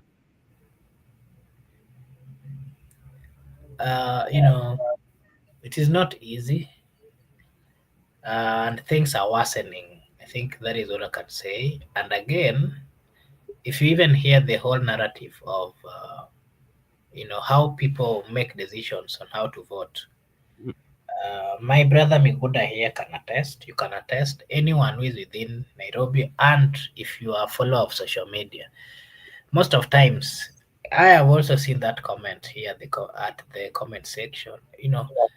Most people are saying that it is the people of Murema who have been, they have a bigger say when it comes to who is becoming the president of the republic. I'm not so sure how true that is, but I think it can be supported by the fact that they have a huge population. And if you also hear about, again, the comments of people when it comes to the leadership of William Samoei Ruto, all those people who are actually not coming from the Mount Kenya region, if you hear them talk, members of parliament, you've heard of them. And for example, the members of parliament who are coming from the Mount Kenya region, led by the impeached deputy president, I think they made a mistake. And some of them are still continuing to make a mistake. It is not wrong for a member of parliament or a leader to advocate for their people, but I think they have taken it too personal, too tribal, to an extent that the narrative out there is that it is the watu wa Murima who makes decision on who becomes the president, and whenever they feel that they are offended or their interests are not included, they either walk out or they start, bringing commotion. Sometimes back, not so long ago, Raila has been, in quote, called the Lord of I don't know what wars and confusion and all those things. And if you hear what people are saying, they say that watu wengine wanasema country ingekuwa mbele kama ingekuwa huyu mzee. Ati huyo mzee, whenever the country is coming, whenever we are getting to a stability after the politics, he comes back and ana confuse serikali. That is their opinion. Yeah. The people of Murima wanaenda kukuwa na shida kidogo because the political leaders are maintaining the tribal conversation, and these are people within the republic who also thinks that out of the problems that we are suffering as a country, the bad leadership that we have, it is courtesy of the support of watu wa Murima. And for that reason, very, very, very soon here, what wanasema, Biblia imeandikwa ya kwamba what someone talks is what they think. Watu wengine hao wakianza kufikiria kwamba na wakaendelea na narrative that ni watu wa Mlima ndio wako na the population to make a president or to elect a president or to decide. Round hii wamedecide we have one and they feel that this one is not performing, and so the whole blame is taken to them. So in the near future, we will have a problem where you might find that these other tribes can also gang up and say that we are going to unite our votes and also vote against Mount Kenya. And these are things which are not really going to take us forward as a country, because we find that people are having, this narrative where kila mtu anajaribu kuvuta huku, kila mtu anavuta huku, kila mtu anasema yule ndio mbaya, then we are not making a step as a people. Okay, Makobura, I think you're done. And, let me remind you of something. If you, I think you are very, very, you know the history. There was a time when there was 41 versus 1. And I'm coming to you, Miguda. And it is not that the people of Mulima decide. It's how the political narrative was coiled and made people to believe. And even that's why, like, you will find if somebody is running for political office, they will opt to have a running mate from Mount Kenya. The reason why they opt to have a running mate from Mount Kenya is one of the qualification, and you might disagree with me. One of the qualification is about the number that they are bringing, because our politics is the presidency usually has a higher tag. And how can you get that presidency? You have to get that presidency by looking at the population. Because we do not vote policies, or we do not vote leaders. But we vote personality. We vote personality. We don't vote leaders. We don't vote leaders who share the ambitions of the country, or people who have good intention for the country. We vote to people who, first of all, look at what they are going to benefit from themselves. That's why in the arithmetic of political coalitions, the majority of people who get good lucrative positions are the people with good population. Tell me any time that somebody from Ogiek family has been nominated to be a running mate. It cannot happen because their population does not give them that leverage to be there. So they cannot determine who becomes the president because they have less population, whether you have somebody who is qualified from that community. So it is not they believe, it's the political class that has, or the political narrative that has always been played ever since the Kenyan politics started. They've made us to believe that population, one qualification for you to be a president is not your character trait, but is the population where you're coming from. That is a one qualification. That is what I think. Maybe if Miguna, you have something to add. Miguda, sorry. Just 1 minute before Miguda comes in. Miguda, sorry, just 1 minute. Brother Benson, I totally agree with you.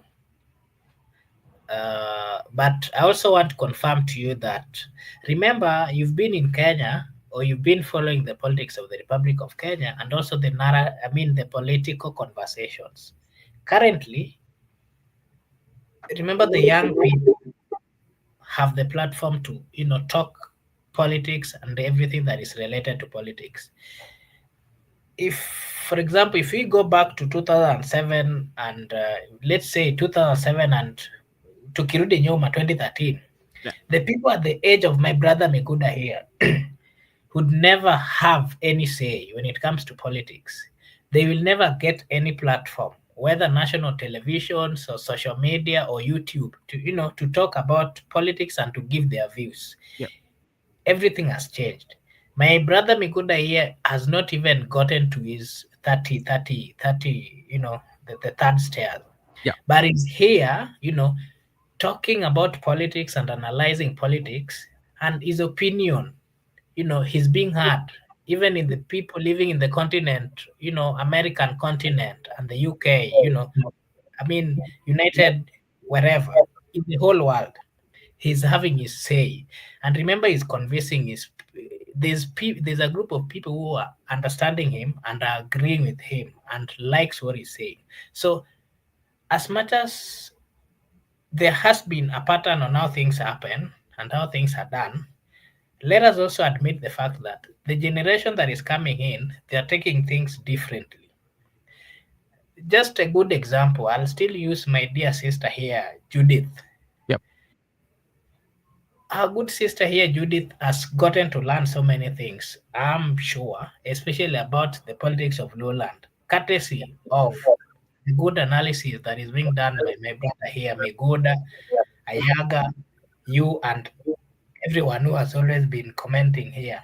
And I'm sure that that belief that she used to have about that area, maybe she has some reason now to say that, when I'm doing this, I'm doing it because of this. We have been exposed into environments where we've gotten to learn and to understand how things happen, Yep. and that can influence how we are going to make decisions in the coming years. Yep.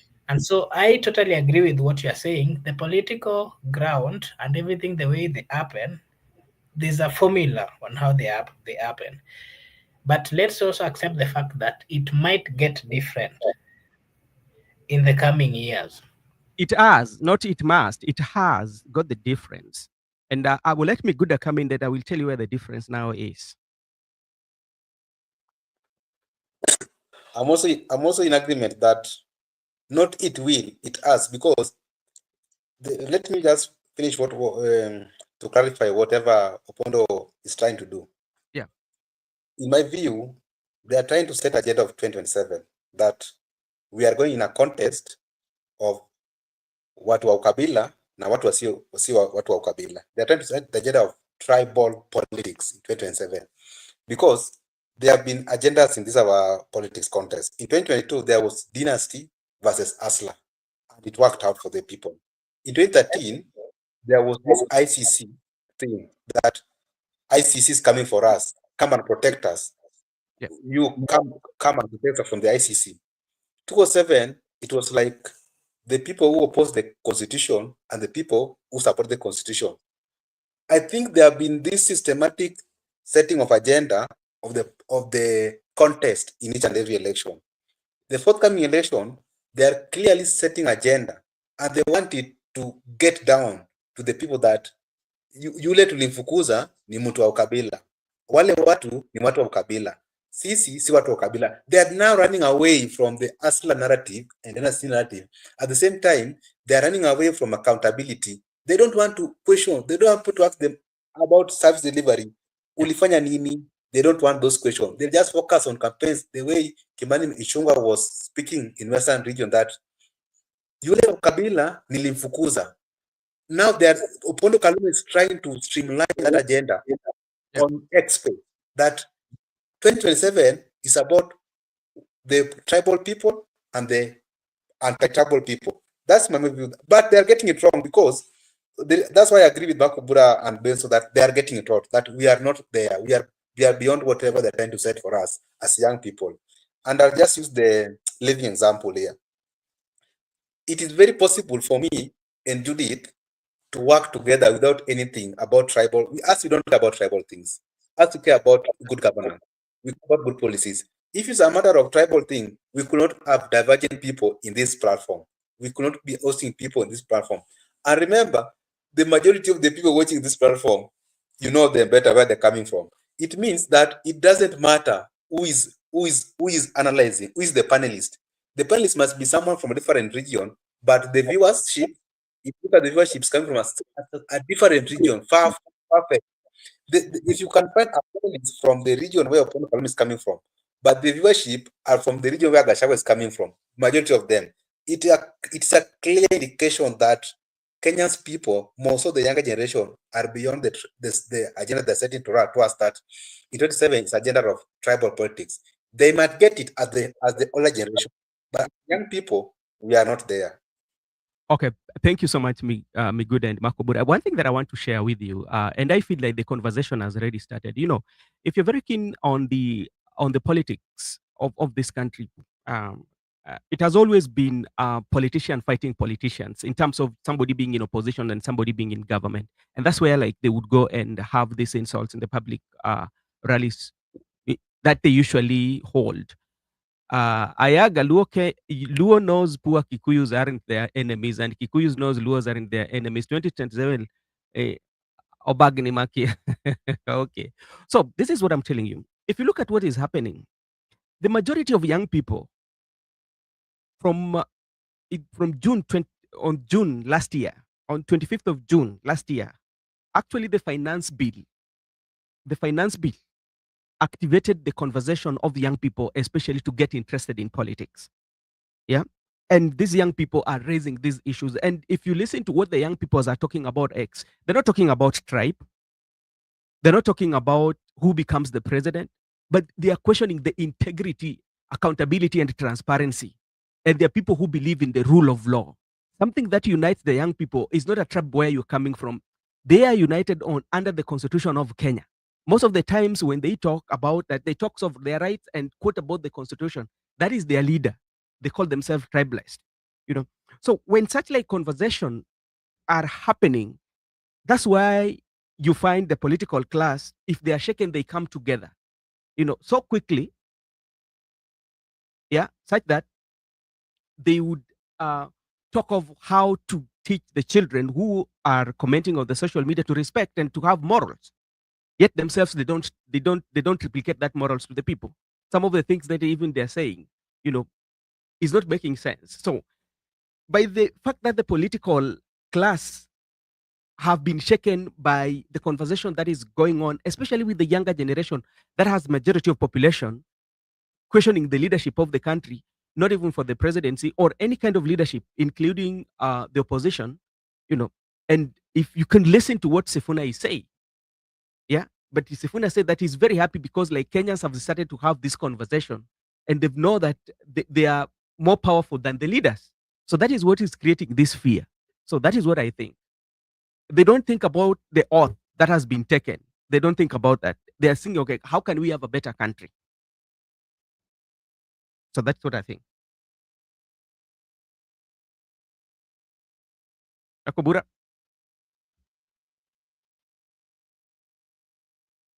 Okay. The conversation has started. It is going on. And people are going to come with different, narrative. People are going to come with different comments. But I think the conversation, the bigger part of it should be left to the youth. Because from the interactions and the conversations which are going on, I think the youths have gotten to understand where they are as a people.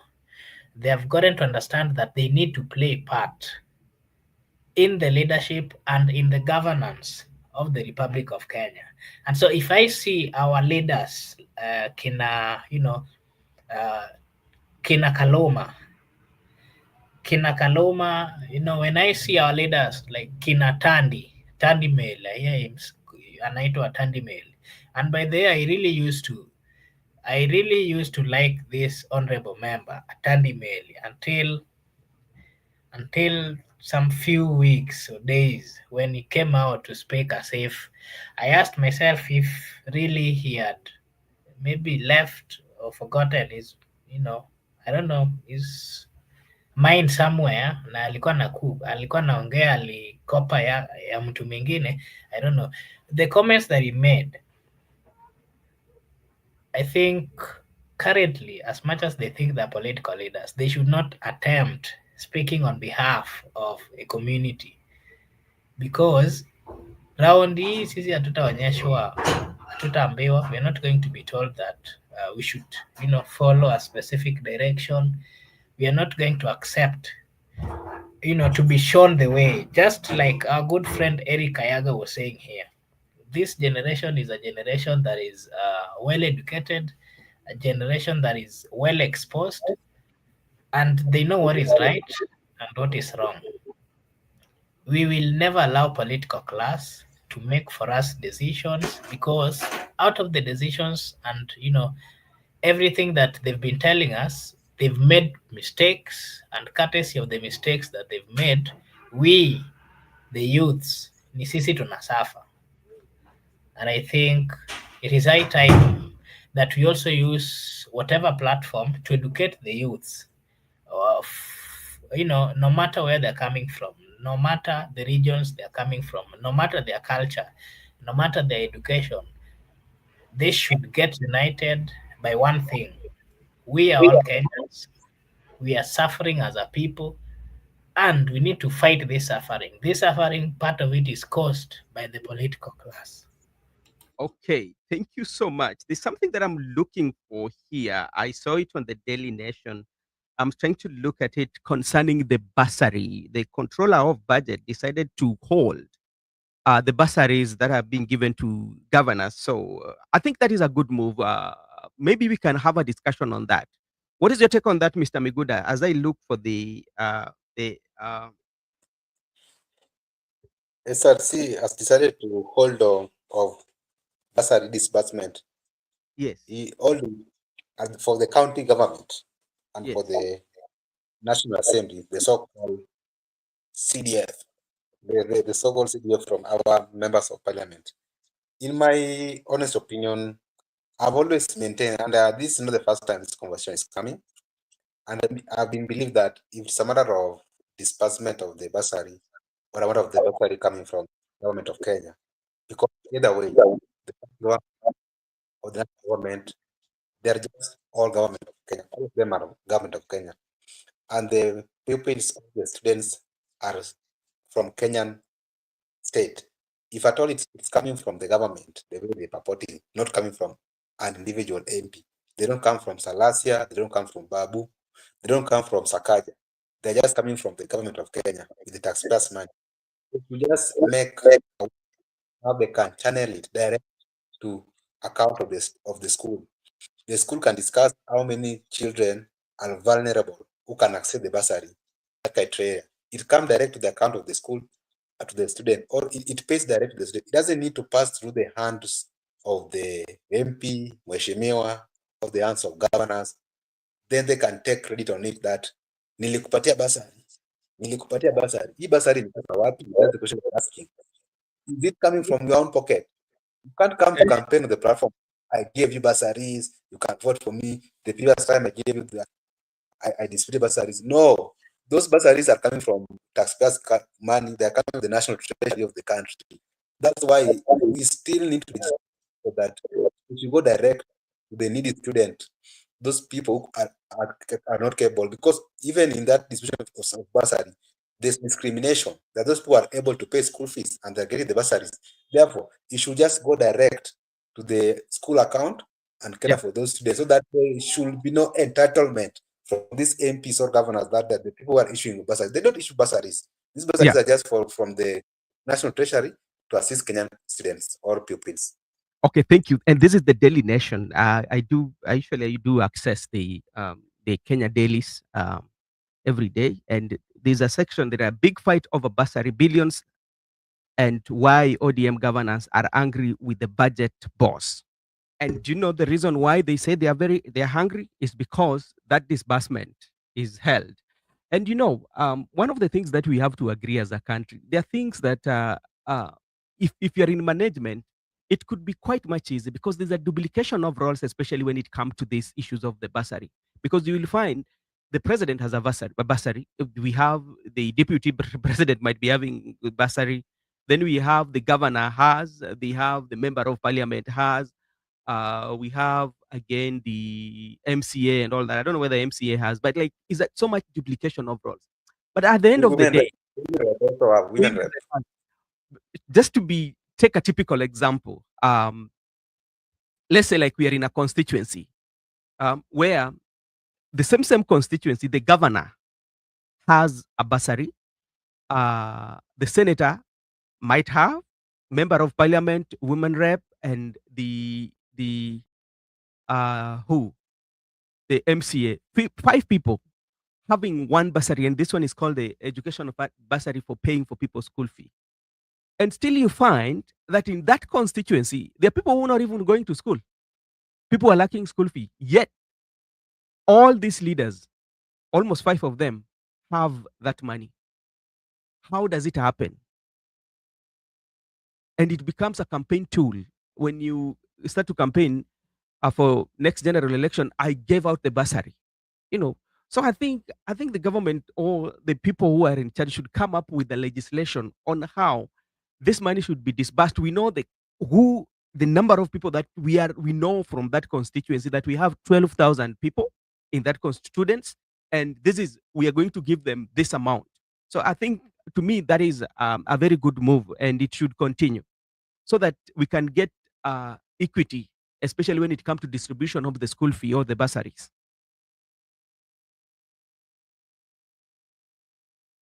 Yes, Makobura.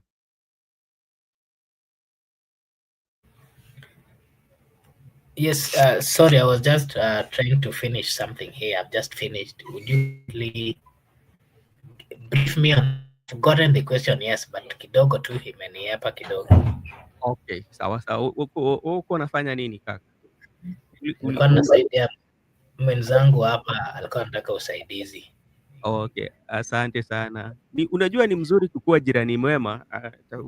Jirani akikuja unamsaidia, kwa sababu unajua we ni mtu mcha Mungu, lakini pia unafaa utuambie jinsi tutaingia mbinguni, kwa sababu inakuwa ni mzungumkuti kuingia mbinguni.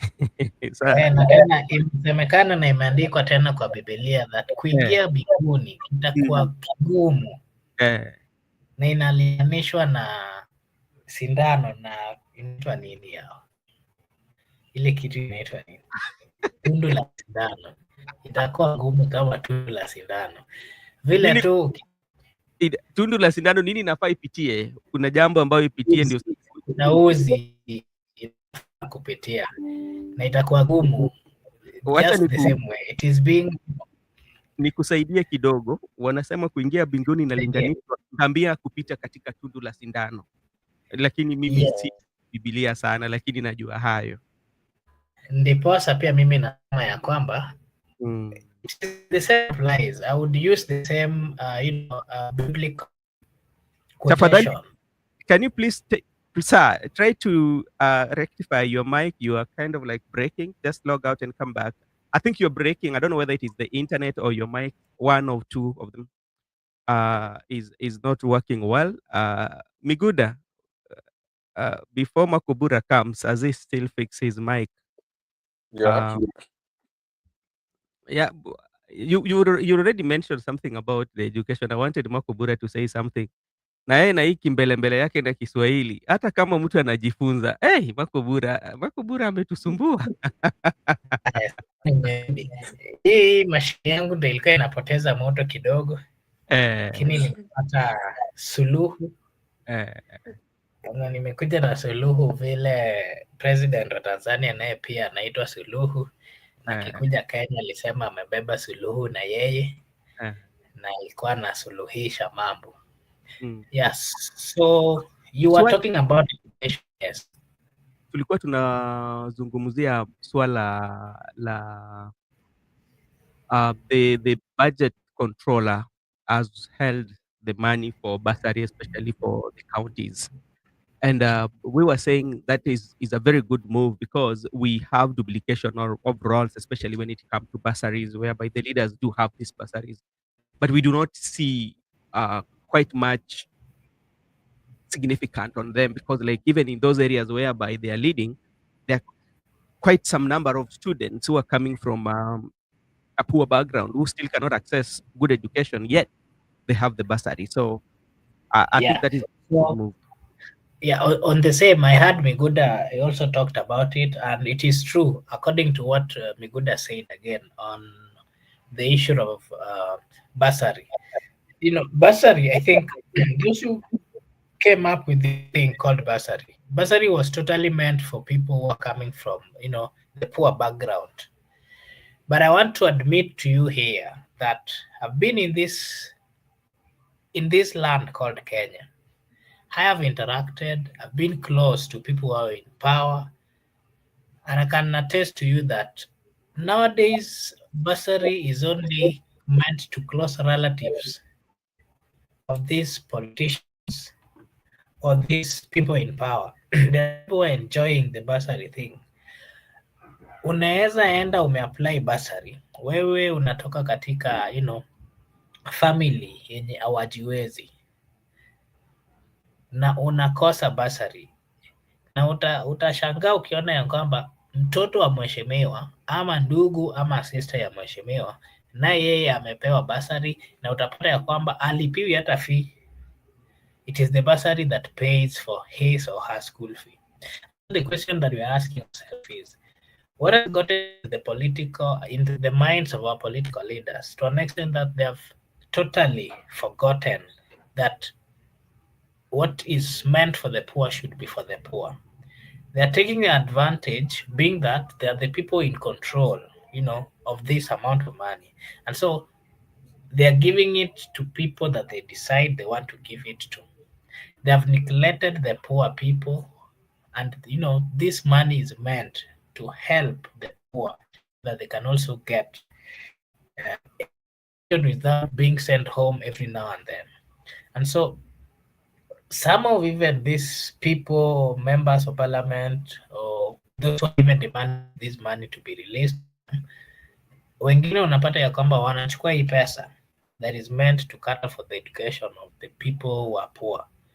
They divert this money and they start doing their own projects. And so the question we are asking is, what benefit are you getting or as a leader if you channel money that is meant to poor people into some other activities which are not helping the citizens or changing their lives, or making it making them get out of a certain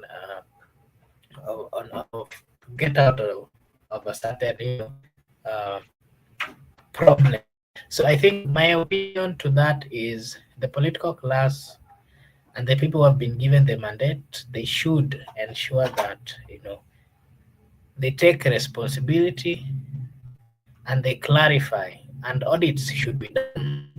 If audits done, the control of budget, but we've never seen any member of parliament or any leader being arrested or arraigned to court to explain how they've used this money. And so we need to also get worried that every year we've seen the budget, the control of budget, coming up with so many explanations. Okay, nimeambiwa I maintain Kiswahili, nitajaribu.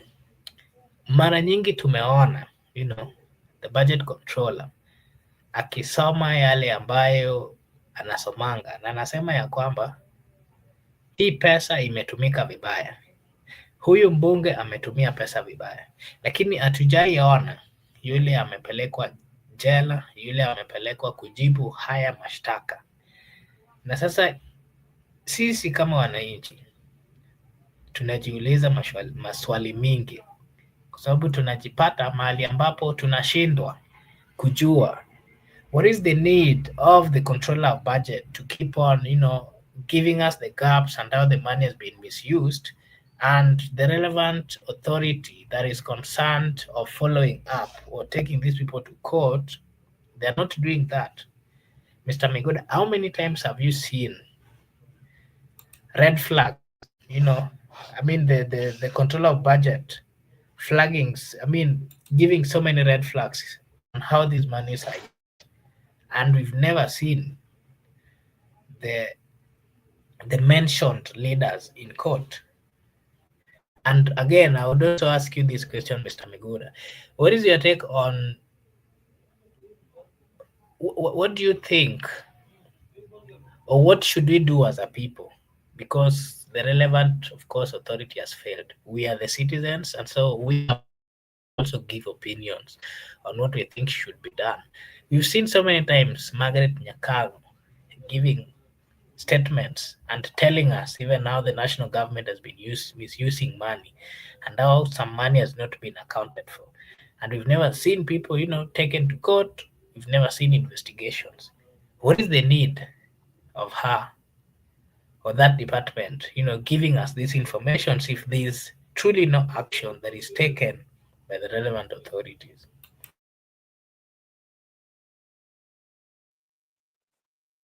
The issue of Nyakango and the legislature is a bit difficult because most of the legislation passed through parliament, not the control of the budget. And whenever there is any controversy between the control of budget and the parliament are always united.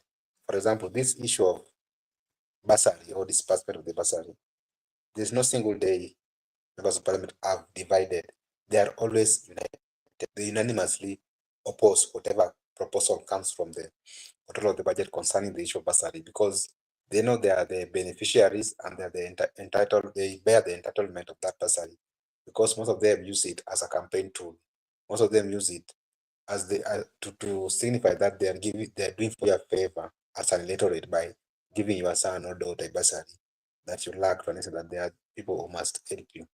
They are taking credit over it. That's why it's sometimes, I call it a controversy, because it's not easy to realize it, because most of the legislation passed through parliament, and the proposal by Nyakango, if they want to go to parliament, they will not even see the light of the day, because members of parliament, they are united in any attempt to introduce any legislation on the bursary. Remember, that's why it used to be CDF, then it was transformed, it was changed from CDF to NCDF, because they usually come together. It's like when they are giving grant of their cars, no one is opposed to those grants. There are sometimes scenarios in parliament where they are usually they usually agree, they usually in one unison to oppose in legislation coming from. That's why it's very hard to deal with that issue of implementation or any proposal of from the control of the budget concerning the issue of bursary disbursement.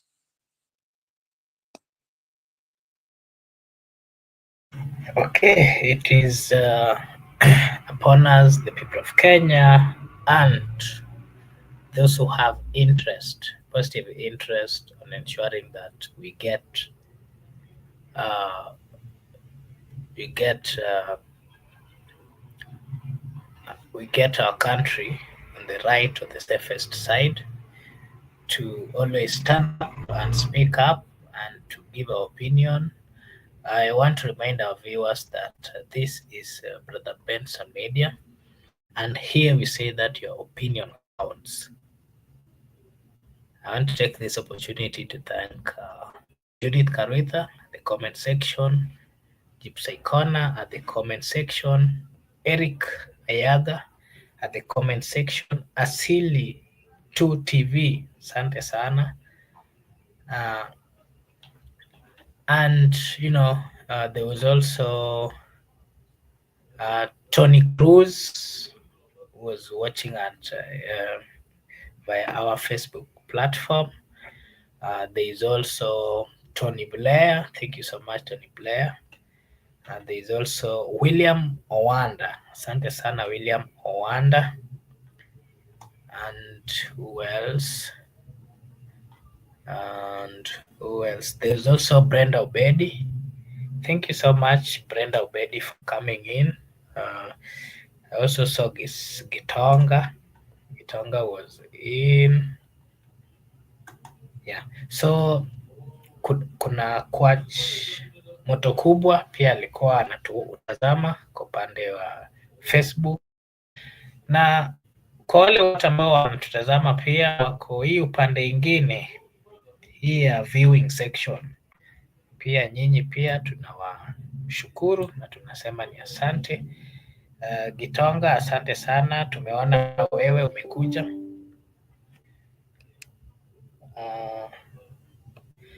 Thank you so much for coming. Mr. Miguda, Maybe you can give us your last remarks. I also give both of thanks for that to President was today, Kaluma Director, was just dropped Makobura to our friends on the comment section. And also, you have today I've seen some coming. That's good. People coming in day by day. The only person I've not seen is Laban Messian. But most of the usual people we are in this channel all are back, except Laban Misiani. Laban Misiani, I think, will be back soon. We are here to meet him again. And my last thought would be that let us be united as a nation. Let us not be divided along tribal lines for the benefit of the politicians. Let us seek the unity of the nation, and let us always love one another, and we embrace one another as one people, because it doesn't matter whether you are whatever tribe you're coming from. Those things are not important. They are only important for those people who are there before and those people who make those odds. But as for the young generation, we need each other.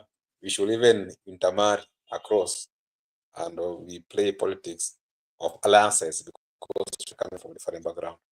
Thank you so much. See you next time. Bye bye. Okay, thank you so much Mr. Miguda. Naona Mr. Gitonga naulizwa ameacha Laban Misiani wapi? Amepotea. We've not seen him for some days now. We hope he's okay.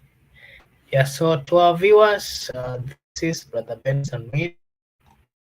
And again, we say that your opinion counts. If you're new to this channel, kindly like and subscribe to the channel, because if you do so, it is a way of supporting us, and we really appreciate. Nana Gypsy anasema we are a family here. I will take you to the mountain. Nimesikia hata Migoma anataka kuintamari, we should intermarry, and possibly ni kama Migoda ameshapanga anataka kwenda Mrema. Good, it's a good thing, you know, if you intermarry, at least we will, you know, we'll have started making steps, you know, of trying to do away with the tribal cards and the tribal politics. Maybe you want to respond to that? What I wanted to say, I just want to say one thing, you know, I wanted to say, I was forgetting that two wrongs don't make a right. If mistake was done before by our cukes peeps, let us not punish the two wrongs don't make a right. Let us just do the right thing for the benefit of the country. That is my last remark. And things will work out. Yes, Miguda, I think nafaa ukuwe proactive vizuri, kwa sababu naona dada yetu pia ana mtazamo wake. Anasema naye yeye pia anataka kuzurura huko Nyanza, aende aone the blue the blue waters of Lake Victoria. Nyanza, So our brother, okay, he's back. So let me respond to that one. There's so many. There's so what? Let me say something. I'm going. Okay, say something then before you leave. What do you want to say? Makubra, I will tell you. Makubra, actually tell them that we are making progress, but not now. Sometimes. That's all. Progress over what? Progress of keep this dragon called tribalism. Oh, okay. No, Eric Ayaga is married. Who, Judy? How do you know? Are you know well about Ayaga? You know Ayaga well more than us. Are you coming from the lake? Ayaga bwana, kuja hapa. Judith is accusing you. No, Eric Ayaga is married. Judith, how do you know? Gitonga, how are you doing, sir? It has been long. Oh, Miguda, you want to leave? Okay, thank you so much. And we really, really appreciate you big time for coming and for your contribution. And you can go and relax tomorrow. By the way, tomorrow is a Friday and you're going to church. So thank you so much, Miguda and Makubura. And I know you will be also be leaving anytime soon. We will leave, but for Ayaga is a Luo, yes, all the way from Siaya County, next to Siaya County. Yes, Ayaga is a Luo, and is called Eric Ayaga. Is a Luo. So the only issue I have with Judith, how does she know that Ayaga is not married? Hiyo ndio swali tu. Kama Judith uko hapo, unaweza tuambia tujue. Si Eric ameshinda akituambia hapa that is alipata mtu lakini bado anaweza ongeza wa pili. He's been saying here not once but several times. Yes. Asili is saying, I mean, though he's allowed. Yeah, for those who, especially like Judy, who do not understand, Doho is an Gypsy. Asili, you will correct me if I'm wrong. Doho is polygamy, if I'm not wrong. Makubura? Yeah. It is. Yes. So Judith Doho is allowed. That is as per the Asili TV. Thank you so much, my brother. And yes, it is okay. Thank you so much. Bado mimi mjaluo asili, I still know some zile za ndani.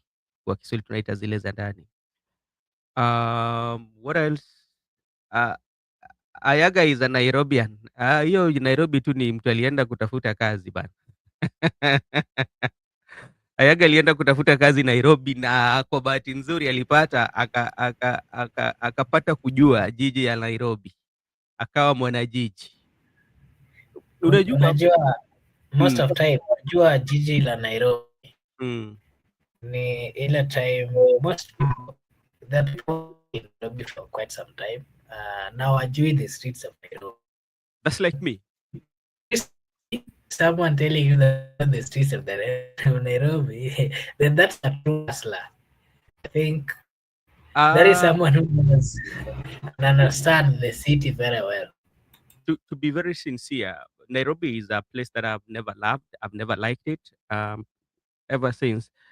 The only experience I had with Nairobi was one time when I was pulled from my workstation to come and oversee some works in Nairobi. And I found it very hectic, things to do with the jam, and how to navigate was very hectic for me. And I say no, I don't think I'm not doing it. And like it's very fast. You lazima ukue as compared to our beautiful city of Kisumu, whereby we can navigate with border and everywhere, And Kisumu also is the states are interconnected. For instance, if I want to come from Nyalenda and I'm going to Manyata, especially if I'm living in Lower Milimani, I will not go through town. It's quite much easier. I will go take a ring road. I'm in stadium, niko hapo Kisumu Poli, nimeingia Manyata.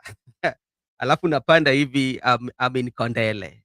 Na hata nikikuja na Kondele, naingia Kondele, nikishaingia Ubunga, from Ubunga I'm headed towards railways, poop niko Nyalenda. So you know how to navigate Kisumu as compared to Nairobi. So, and Kisumu is a good place, by the way. I'm advocating for Kisumu. Is a beautiful, beautiful, beautiful, beautiful city, beautiful county. So, and I think Asili TV can bear with me about Kisumu. I think you can support me about Kisumu because you're a resident of Kisumu.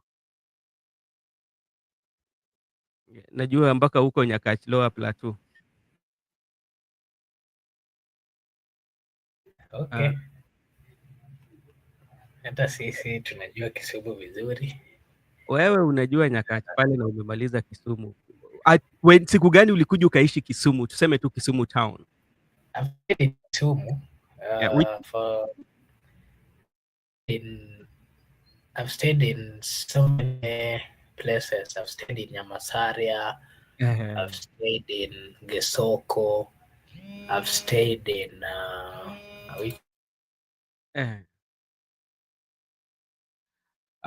Gitonga, itabidi ukuje Kisumu, and I will take you to places that hujawahi fika uone good side of Kisumu. I will take you to places like Dunga Hill Camp, a very nice place to relax. We also have the Hippo Point. You can go. Tunaweza enda kule samaki pale chini. Squeezy. By the way, there used to be a place in Kisumu that on railways. Forget about pale squeezy wanapeleka samaki huko side za Dunga. There was this one that used to be next to the railways where people were relocated. You know, people were told to move out. That place used to be very good, especially when it comes to samaki eatings. You know, people would go there, eat the samaki. But people would thought, or people usually think that those samakis are coming from the lake direct. No, they don't come from there. Now, hapo hizo samaki hazitoki hapo. Hata ukiona ukiwa hapo karibu na baharini, wanakuambia hii samaki ndio imetoka kwa maji saa hizi. Hapana, si ukweli. Hazitoki huko. Unapata zinatoka Luanda Kotieno, zingine zinaweza toka all the way from or zinaweza toka Luanda Kotieno, some are coming from Beta, and also some might also come from where again this place yenye Kenya na Uganda wanapigania inaitwa aje? Migingo. Eh? Migingo. Migingo, yes. Yeah. Mhm. Yeah, and another thing with Kisumu that what else do Kisumu provide? And if you're lucky to be living in those slums, you So will many also tourist attraction areas, some in yeah, Seme, some around the lake, yeah. some in escarpments, everything that we studied in geography. Majority of it in Kisumu. No, Mumias is not in Kisumu. Mumias is in Kakamega.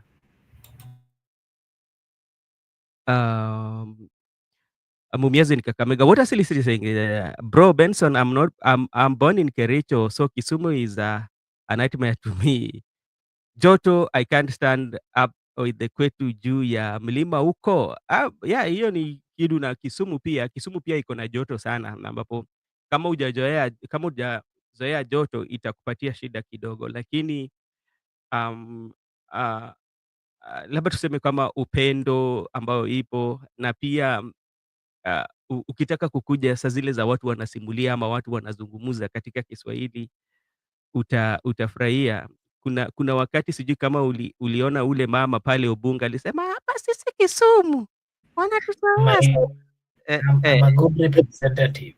yeah. Maybe they learn from me. Eh. Okay, kwenye ni kwetu kwa mlima Gotriat, we have Kajulu ama Ukweli Junction. So unajua Kisumu iko na mlima mingi. Riat, we have Kajulu. Kajulu pia kuna hiyo mlima pali kuna Ukweli Junction. Ukienda pali the right honorable ametengeneza pale hoteli yake mzuri pia hapo kwa God.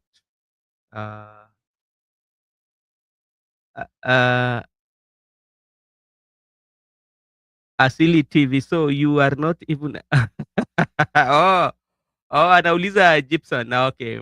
Yeah, Riat. Huko Riat, okay. Hii huko naijua kiuzuri. Na ambia kama uko na ploti huko, unajua huko plot za huko they are selling at a very high rate. Those are very prime areas. And especially those who want to buy plots in those areas, you need to be very careful, especially when you're buying plot. And this is a lesson, especially somebody who wants to buy plot in Kisumu. They are very, very prime areas, and those are very, very live wire places. When you have to buy a plot there, you have to do your due diligence. We have places like Riat. Riat Hills is a good. You come to Kogony, there be very, very, very when you're buying all the way when you go to Kajulu, Dago, those places next to airport. Be very, very careful when you're buying. Unaweza pata kwamba unauziwa shamba mko watu watatu kwa shamba lakini haujui. Yeah, so you know my place very well. That's where I need you. I need you on something, okay? Gypsy Corner, let me tell you, if you're looking for a plot and you are abroad, you have to do your due diligence. We tend to talk about that, about the issue of buying a plot, especially, and what are the red flags that you should be looking for.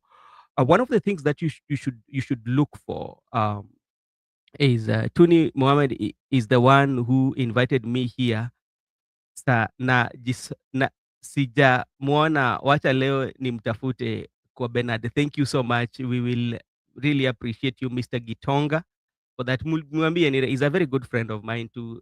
It is quite long. So Makubura was just trying to explain to our friend Gypsy Corner. It's very good to buy plot, yes, but there's some of the things that if you're buying a plot and you don't do your due diligence, you may end up losing your big money, and there's nobody who is going to take that responsibility, and it's only you to do that. One of the things that should give you a red flag is when somebody who is selling you a plot is telling you kuna watu wawili wenye walikuwa nataka hii plot lakini nimeamua nikupatie wewe. Hiyo chunga sana, kwa sababu pesa ni pesa. Hakuna pesa, all the money are important. Ama nimekwambia wale walikuwa nataka pesa hii lakini mimi nakupatia kwa pesa kidogo, especially ikifika mambo za ardhi, hapo lazima ukuwe makini sana. Sasa that is a red flag you should be looking for. So just be very careful. One of the things also, you have to do your due diligence, do your own investigation, go to the place, site visit, have a conversation with the people who are living around there.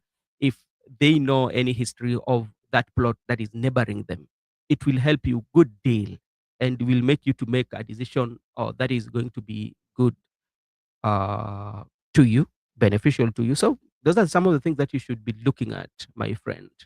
So put in mind when you're buying those.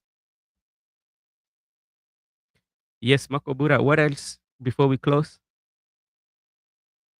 Before I forget, before when we were almost closing, there is something you said that there's something you are planning to do as a child. Yeah. And I did share with you, Gypsy Corner, was it yesterday? If I, wanted to know more about it, and so possibly maybe we'll reach out. Yeah. About the program that we want to do this year. Yes. So this year, 2025, as a channel, we want to give back to the community. And one of the things that we found that within our reach, as per the channel right now, we want to buy rim papers, to some students, especially in one of the local areas. So we are looking at getting at the lowest, we are looking at getting maybe around 100 to around 200 rim papers. I'm also engaging some of my friends, and we will bring in on how those who can assist the channel or those who can contribute to the channel, the number whereby you can contribute, or the location points that you might drop those in case if you are in Kenya or you are abroad, and all that. So we are still working on that, but it is something that we are going to do as a channel, especially to buy those rim papers. It's quite important, and we want also to try to change the lives of the community. We may not do as big as our senior channel brothers or even our brothers in the platform like this are doing, but I know with the time we will reach there. But it is something on cost. We will give you the details once everything is set up, Mr. Makobura. I'm also seeing the comment of a good friend, Corner, that I've lost 4 times. A deep, trustworthy person. Gypsy Corner should reach out for guidance and help. To matters that involves financial. It is not, you don't just get this. Not yeah. Okay, Gypsy, I know, no, there's so many people who have fallen a prey of, especially when it comes to buying property. But one of the reason why people have fallen a prey of that is because in Kenya, watu wanataka vitu za haraka haraka. Like there's some process that you have to follow, and this has always costed people. Yeah. First of all, you have to know whom you are buying land from. Yeah. I told you earlier, you have to do your own internal or your own investigation, visit the site. Another thing that you need to do, and we need you to talk to this one, um, into detail, you have to go to the Ministry of Land and do what we call a search. The search you will do based on the numbers that you're given, the plot number, and the plot number is called land registration. In other words, it's called the LR number. When you look at, they will ask you, most of the times they will ask you, what is your LR number? So when they call you LR number, that one they want to know the plot number. Yeah. Ukipata hata mtu amekwambia hii plot number yangu ni hii na hii, there is something that they have to give you LR number. And LR number is always generated based on the place where plot is. As I can give example with my friend, our friend Asili to V2, because he's coming all the way in Okweli Junction. Okweli Junction, I think, is Dago, if I'm not wrong. Or yeah, Dago. It's Dago registration, and also I know it's Dago, and it also borders Kanyakwar. So, for instance, if you are in Uzima, if you know where Uzima College is, Uzima College is called Kisumu Kanyakwar. So it will be Kisumu Kanyakwar B, because we have two Kanyakwar. We have Kanyakwar A and Kanyakwar B. Kanyakwar A is when in Kondele, when you are in Obunga, kidogo tu ukiingia hapo Bunga, that is Kisumu Kanyakwar A. When you go up is Kisumu Kanyakwar B. So that is the LR number, is given by the location where that plot is. If you are in Asili's place where anasema uko juu is Kisumu Dago. Yeah, you have Kisumu Kasule, Kisumu Kogony, Kisumu Kajulu, Kisumu Kasule, you know. So that is the location. So you have to do that. That is where somebody asks you that LR number. So you come to Kisumu Kajulu, then the number will follow, because Kisumu Kajulu will give you, when you are going to buy even the map of the area, will give you where that particular plot falls and in what map, because maps also are given into section, because like a map cannot cover the entire Kajulu. So they will give it into sections. So you will get like Kisumu Kasule map number 3, 4, 5, 6. They can reach even like around 15 map sections of that area. So that is something that also you have to do. You also to go with a professional, like a surveyor, who can go and survey the place and make sure that what is in the map, it relates with what is on the ground. Because sometimes you might buy something, a plot, on the ground, it's quite much different with what is on the map. So those are some of the things that you have to look at. You need to open a Pandora box in Wamara Omera Oath of 1969, or else watu wetu Mrima shall still get it wrong. Yes, we need to invite somebody to talk to us about that, Mr. Ayaga. Yeah, because it's something that is being spoken, and is something that will take center stage in the politics of 2027. That is, I bet and assure you that. So that is, Makobura, do you have something to say? I just noticed that you've given a good breakdown of that. And I think this is something that we've always planned that we have a discussion on, keep on, postponing. I think it's right time that, we need to, find time and just give a breakdown on what it is and the right ways to follow when it comes to making this this kind of decision. It is so hard to get money, and once you've gotten money and you want to buy something and then someone plays with their mind, it becomes a difficult thing. So let's maybe try one of these days, create time, and we'll just have a specific show to address what it takes, which are required when one is interested in buying land. Okay, Gitonga, I will be very, very, but I think like with us, we are offering something that is very educative. We just tell people what should be, watakuja watatukujia, tutatoka tu. We will have a call away, tutapiga simu, tutaongea na Muturi atupigie simu pia sisi tukuje kuachwa. Anyway, that's how it, as a historian, I want to share one day about, okay. Yaga, the historian, wants to share more about that. Okay, gentlemen, thank you so much for your time, and thank you so much for supporting this channel. Always, we really, really very, very much grateful for your time and for your resources and everything that you take your time to be with us. Mr. Gitonga, thank you so much. Ayaga, thank you so much. Gibson Connor, Asili 2 TV. Thank you so much for taking your time. Let's see. Uh, I know, I know. Thank you so much. I will take precaution, my brother. Thank you so much, and may God bless you for that. Thank you. I will take precaution. Thank you so much, and may God bless each one, all of you. And tomorrow also we will have a discussion on um the phone call. If you don't have anybody to make such phone call, what is what the option left for you as a Kenyan citizen? Yeah, so that is something that I'm not scared to be.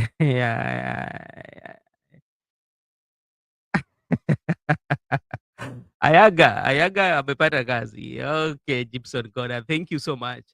And may I take this opportunity once again to thank everyone, to our new subscribers and who have joined the family. Thank you so much. Continue to support us. And we still appreciate you big time. And may you have a good day, good night, good evening, depending from where you're watching us from. Thank you so much. And may God bless you. And this is Brother Benson Media.